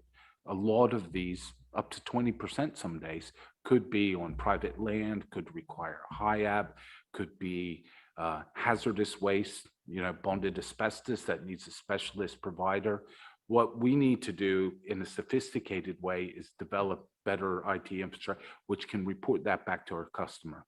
That's the journey that we're now traveling on with our Fix My Street. And it's a very good platform for us to now grow these interactions. Prior to this, we were phoning the council, speaking to the contact center and having that discussion there. What we need to do is make it more available, more flexible.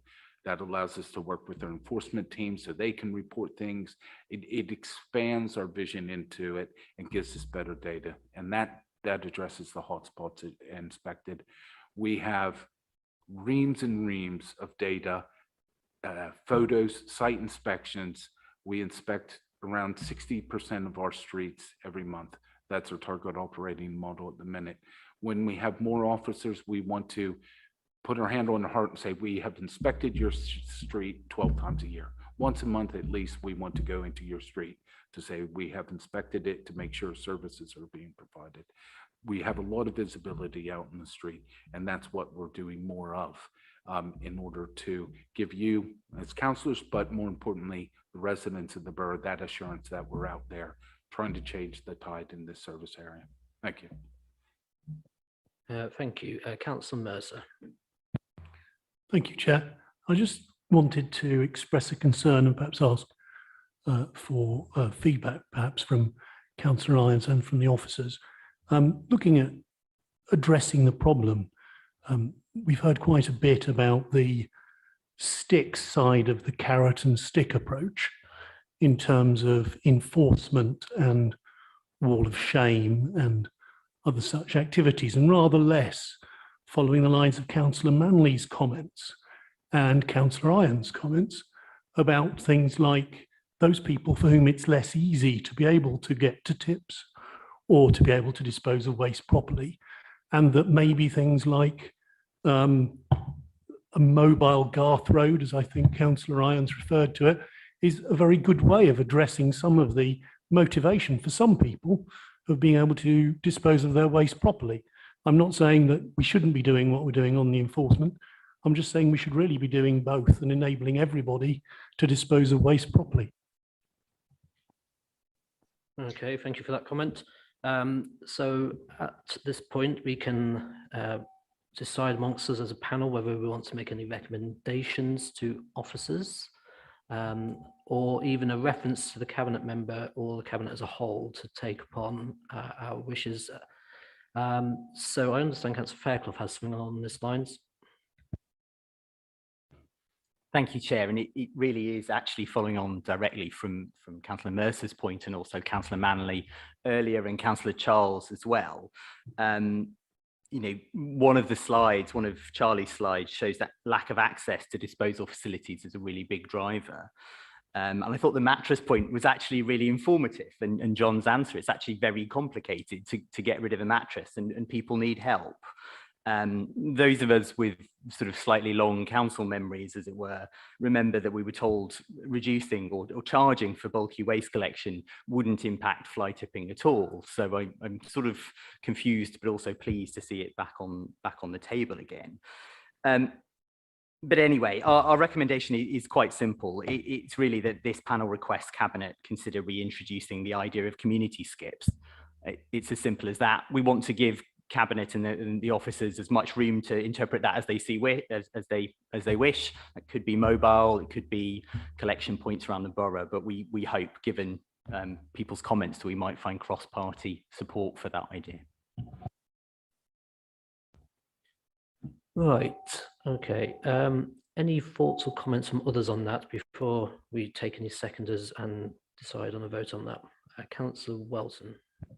Yeah, I'm on the community skips. Obviously, Merton had community skips in the past. I think they were scrapped before I became a councillor in 2002, along with a number of other local councils in London, because of the issues about people finding out where the skips were that day and going around and dumping various builders' waste and other commercial waste people as well. And obviously there's a lot of authorities have moved away from community waste, community skips, because of the problems associated with them and the issues in relation to the fly tipping issues. I mean, I think personally, I think we'd be better looking at bulky waste, or as obviously Councillor Manley said, how we actually make it easier for people, because I've got large-scale scepticism about community skip schemes, and yeah, that has been borne in mind by obviously many councils who have had that experience, and that was part of the reasons they were removed, and obviously the budgetary savings councils has made. So I would be much more in favour of recommendations which look at more accessible forms of collecting bulk waste, and for obviously Cabinet to explore that.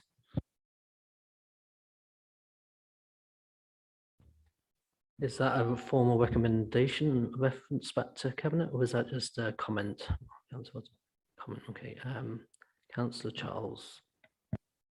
Yes, I think as well, with the cost of living crisis, we're going to need to make it cheaper and easier for people to dispose of their bulky waste. So I think charging them for it is, at this time, is probably not a great idea. So I think if we could make it cheaper or free of charge, it would solve a lot of problems.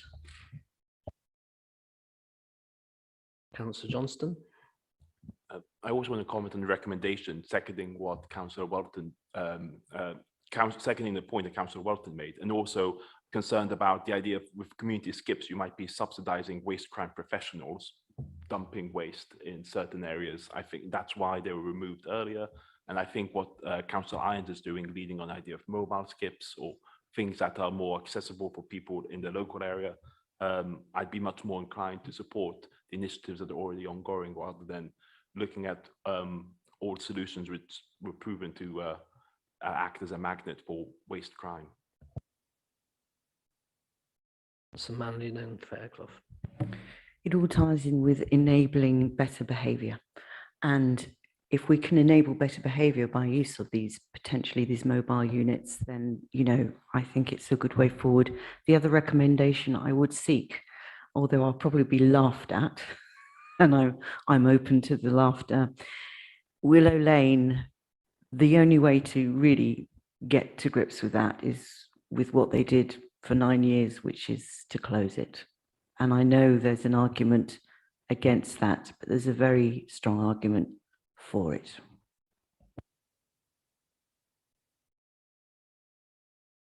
Right, so we've had a few ideas, not so many clear recommendations or references back to Cabinet. So I'll go back to Councillor Fairclough first, see how we want to proceed in that one.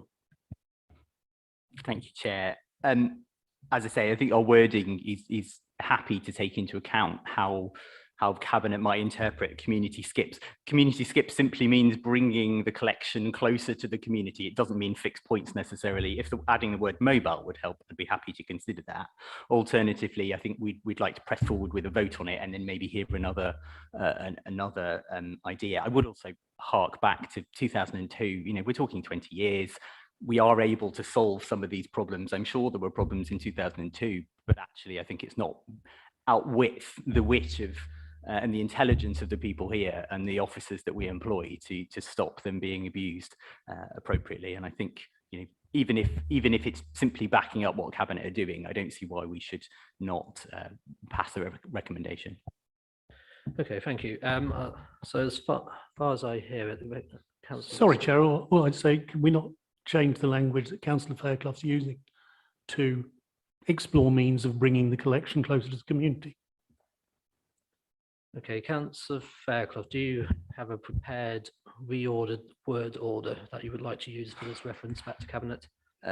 Certainly, rather like Councillor Mercer said, this panel requests Cabinet to consider ways of bringing collection of waste closer to the community. Okay, so I'm getting some nods there. Do you have a formal seconder for that? Okay, that's Councillor Wilson. Okay, let's put that to vote. Those in favour of that reference back to Cabinet? That's unanimous. Thank you very much. So that's one for Councillor Irons to consider Cabinet in due course. Thank you very much. Now, does anybody else have any other particular key recommendations or ideas you want to refer back to Cabinet or to officers?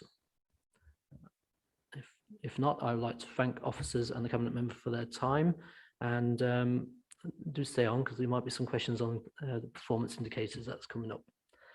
Right, so agenda item 6, performance monitoring. At this point of the agenda, we normally ask the Director for Environment and Regen to outline a few key KPIs that he'd like to talk about or highlight to us for our benefit. Now, as he is retired and the new one hasn't started yet, I would like to ask John and John if there's anything from the data in the pack which you'd like to highlight to us and to explain. Thank you. Thank you, Chair. First of all, I'd like to give my apologies for my colleague James McGinley, who would have liked to be here, was meant to be here, but is in Collier's Wood at the minute, as we can appreciate. In terms of waste services, I'd like to explore just a few of the performance items within that. First one, which is the CRP 097 or SP 065, percentage household waste recycled and composted.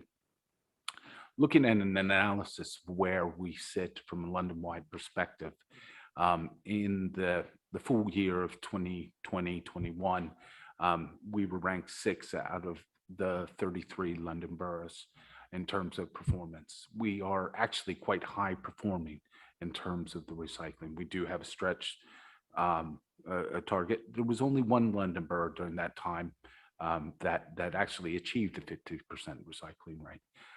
So this is something that we want to, I know there's a big red there, but it is an aspirational target that we want to achieve this. We want to stretch ourselves. And I think it is important to challenge ourselves to lend itself to that point. In terms of CRP 103, this was the 84.2% in relation to the closure of fly tips within the 24-hour period. Harks back to the slide which said 88%, which is over a longer period. We want to be accurate with that.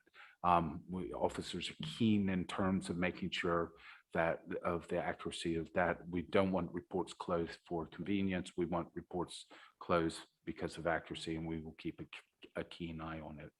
Overall, though, this is under an increase of the annual increase, as we've heard, of 19% in terms of the volume of fly tipping. So we do have an increased volume. We haven't increased the workforce and the vehicles that attend to it by 19% in respect to that. So, but we are moving forward. And then the item which I did discuss, which is CRP 124, which is the percentage of street reports rectified within the contract standard time frame. This is a really keen interest of our focus right now in terms of making sure that the accuracy of what is done and the work out on the street is of a high level, high satisfaction level before we close those reports down. Hence why those indicators are much lower than the target. And that's something that we're addressing through our service improvement plan. Yeah, thank you very much. I don't think there's anything for your area, was it, John Morgan? I don't think so, no. So sorry about asking you a question, and nothing's up for you tonight. So open the floor to questions. Any particular questions on KPIs? Pass back to John Morgan. May I just add one more thing, which is a bit happier news. And I think it's good to get a balanced picture in terms of our leisure activity over the last period.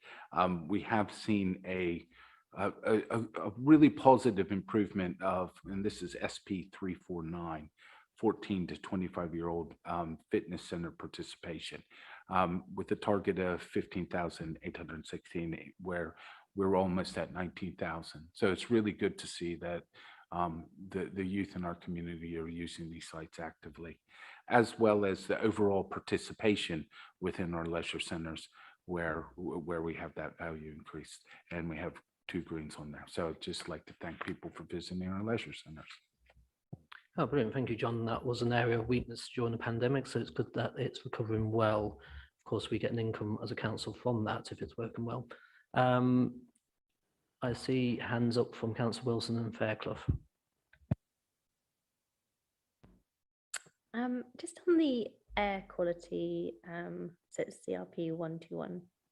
Yeah, 565, just the monitoring stations that meet annual particulate air quality objectives. Just wanted to understand why they're annual, and sort of what they look like when they appear. And then if there's a reason, like a strong reason that they need to be annual and not more regular, whether we could have a sort of date when we can expect to receive them, just so I don't forget. Thank you very much. I shall take that away and ask that question to my colleague in regulatory services. Thank you. Thank you. On the waste management and cleansing performance management, when do you hope we might see some improvement from the new action plan coming through on the figures. Obviously, they're not coming through in May. The service improvement notice was given in February, and I know the plans take a while to come in and embed, but when would you hope to see the positive improvement? And I would flag CRP 124. The numbers have actually gone down because you've begun to look into it in more detail. You are correct. The numbers have gone down a bit because we do look at it with a magnifying glass now. In terms of overall perception, we have independent assessments in terms of the standards delivered by our service provider in our street. Charlie and his team have officers out in the field taking weekly inspections of those outcomes. Those outcomes have been improving. We're in the region of 91 to 92% of inspected streets being at a grade B or higher upon inspection. What we have put in place through the service improvement notice is starting to bite. The work that we have put in plans is improving, and we have positive outcomes that are coming through. We are meeting with VOA on a weekly basis to make sure that we embed the service improvement plan and the outcomes of it in a sustainable manner. We don't want to shake the stick, show the stick. What we do want to do is actually collaboratively work in partnership to find sustainable solutions that will deliver better longer term outcomes for our residents. So we're in this for the long haul as compared to just, and that's why February from here is a long period. I expect us to continue with this. If it takes a year or two, we will continue to evolve, adapt, and improve. That's what I'm interested in, these longer term improvements. That's what we want to see as a service overall. That's why I highlighted these areas to you in terms of those numbers first. I don't want to hide from those, but I can just give you that assurances in the background. My client management team are focusing on these numbers to make sure they're accurate. I might not have a dramatic improvement, but we will have an improvement longer term. We want to make sure we get it right first. Thank you. Okay, thank you for that. We'll move on to agenda item 7, which is the work programme.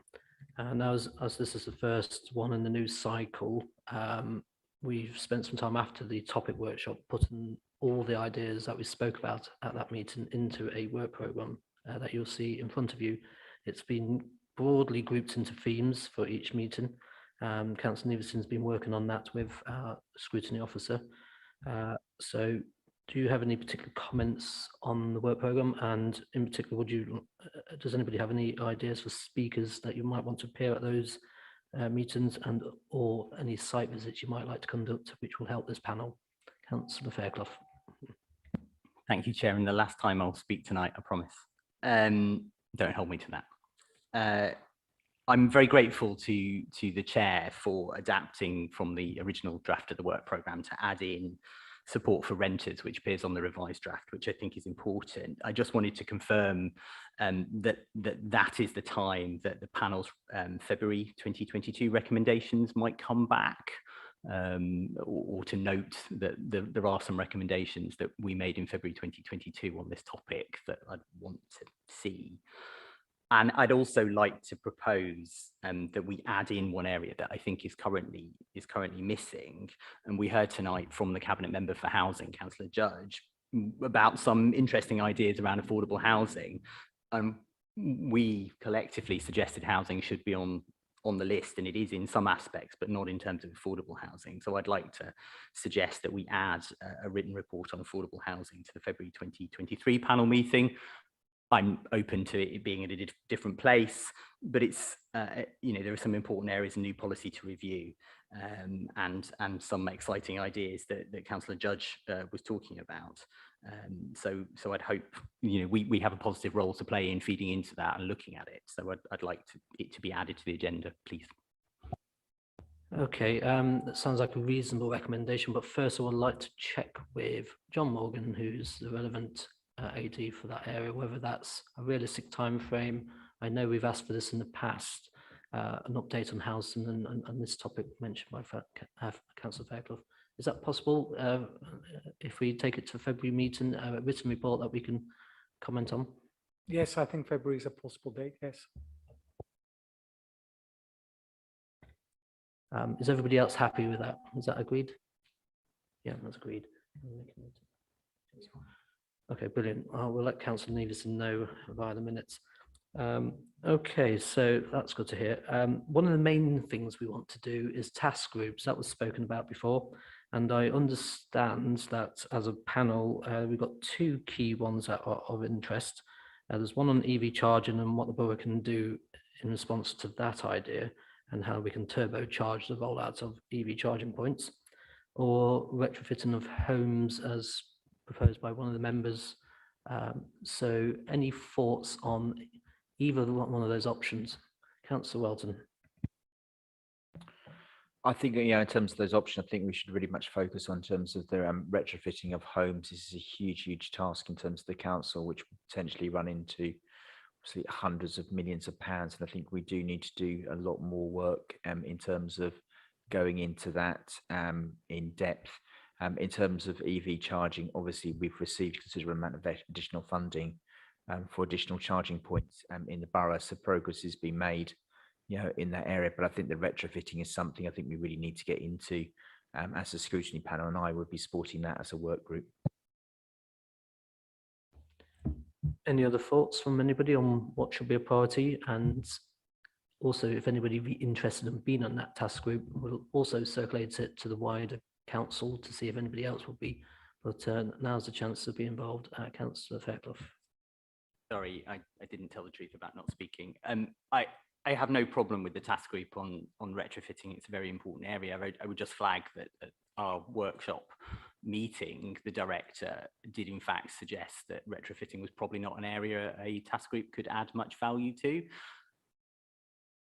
I just wanted to note that rather than simply reverse that position. We have officers to give us expert advice, and his advice was EV seemed much more sensible given the council has some policies that are coming to fruition that we could add to, and that as retrofitting was largely external, it was possibly not something we could do. As I say, I'm quite happy personally with us looking at retrofitting, but I just wanted to note his advice. Yeah, advice duly noted. I heard that and I tended to agree with that advice from a former director who recently retired. I'd like to quickly check with our officers at the back. Were you aware of any of these, or is there anything that comes to mind, or probably more James McGinley's area? Thank you, Chair. I wish it was. We will be doing an extensive amount of work in regards to looking at this in our in-house vehicles and with this, particularly the waste and street cleansing services. But in regards to answering that question, that would be sitting with James McGinley. Thank you. Okay, well, my personal preference would be for a review of EV charge and how we can roll that out. Councillor Johnston mentioned earlier about how it applies in planning. It's something I've banged on about for years, trying to get more in planning and being thwarted at every step. We've tried to get EV charging on the street. That's beginning to happen, but it'd be good as a panel, as a small discrete item, to try and be the best in London if we can. So that's what I prefer, but any other thoughts? Councillor Manby. I think I agree with you too, but what I would say is that there needs to be potentially a review of how tough we are going to be in planning in terms of putting higher pressure on conditions of providing high-speed EVs and more EVs rather than just the basic minimum, which seems to be the accepted standard, and I don't believe it's the correct standard. Yeah, thank you. That will make up the work on the task group. So I'm leaning towards that, and I think there's broad agreement. So we'll set that round in motion to other colleagues, see who wants to join it, but who here would like to be part of that task group? It'd be good to get an indication tonight. We can have a vote on. Okay. Okay, well, let's have a vote on that then, just to make sure we confirm rather than me using prerogative. All those in favour of doing a task group on EV charging? Okay, those against? Okay, well, EV charging is carried. Okay, so that's one thing. anybody who wants to actually be involved in that, either say now or we can let officers know in due course. Councillor Johnston, I'll be involved in that. Councillor Charles and Braithwaite. Okay. Right. So what will then happen is officers will set up a sort of meeting once we've got enough colleagues. As a minimum, we tend to have at least 2 parties involved. If there's many parties, I think we've got all bases covered, with the exception of independents. So I might, well, it doesn't have to have everybody, but if you want to be involved, it's up to you. There we go, jolly good. There we go. So what will then happen is a separate meeting will be set up. We'll work through terms of reference, speak with officers, work out what avenues we want to go down, and appoint a chair, and then that will then go away, work on it over a number of months, and report back some point in the spring, realistically, if not soon, if it's a quick one. That will be determined by the actual task group. So on that note, I did ask if anybody had any ideas for site visits. I don't know if you're aware, this panel has done site visits in the past. We visited the Adult Education Centre to see how that provision worked. We've also had one of our former councillors did a shift on the bin crew to see how the Veolia service worked. So that might be an interesting option for somebody. There are other options. We even did a day trip up to the House of Commons to watch a select committee and see whether we could take any learnings from that, although that's more for overview and scrutiny commission. And we've also done earlier this year, Councillor Mundy, myself and Fairclough did a tour around the borough of some of the parks to see how the park service works. So there's different options, and it really helps inform our knowledge and help provide better advice to officers and cabinet. So there's a flavour of what we've done in the past. I didn't know if anybody had any thoughts on that. No, well, we can pick that up in due course. Yeah, you can email in to Rosie and we'll pick it up at the next time. Yeah, Councillor Charles. Yes, I was thinking maybe we could have a site visit to Willow Lane, because I know Jill doesn't fancy it, but no, because I know that there are some of the cycling groups within the borough that are really wanting to actually use Willow Lane as probably a walking and cycling path, you know, and obviously not have vehicles going down there. So I wonder if we could look into that. Councillor Manley. Chair, I'm very happy to organise a meet and greet at Willow Lane, which is practically next door to my cottage, and provide tea and cake on the bridge to really demonstrate how vile it really is and how we can resolve it. So I'm happy to assist on that. Thank you, excellent idea. And if we can invite the Mitcham Cricket Green and Community Heritage Group, I'm sure they'll be welcome to join, and the Mitcham Society and the Friends of Mitcham Common. Does John Bosley have any thoughts, if that's okay? No, officers would be happy to attend that. I know that I have been discussing with the cabinet member and colleagues in highways as well, alternative solutions. Hopefully that during that course of the time from this meeting to that, we will have some positivity. We've done our first section of cleansing in the area, and we do have others planned in terms of the undergrowth. We have to do countryside assessments to make sure there's no nesting birds and things at this location before we actually undertake more detailed work using telehandlers and other such items of equipment that are required to cleanse the site. So there is positivity moving in the background. But we're more than happy to meet the councillors there. Thank you. Chair, sorry, am I allowed to make a suggestion? Is it a bit weird? No, that's fine. I was just going to say, would it be worth us just giving an update to the panel before doing or going down and just explaining the work that's happening there? Because it would this be better scenario to a better forum to do that in. Is that something you want to do now? I mean, I haven't got. I'm sure there could be some pictures and stuff and proper detail to be given to the panel, so you could see what was being planned and discussed. I wonder if this is a better forum so you actually get to see that in detail, but it's not, I'm just a suggestion. Okay, well, thank you, Councillor Hines. So what we'll do is, before any visit is arranged, if you and or officers can send some information background to the members of the committee, that would be very welcome, and we'll take that idea on. Excellent.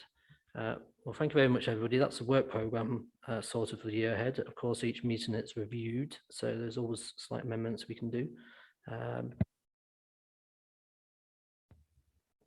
And that brings us to the end of the meeting. So I would like to thank everybody for formally coming here and joining the committee and being involved. It's a very key committee.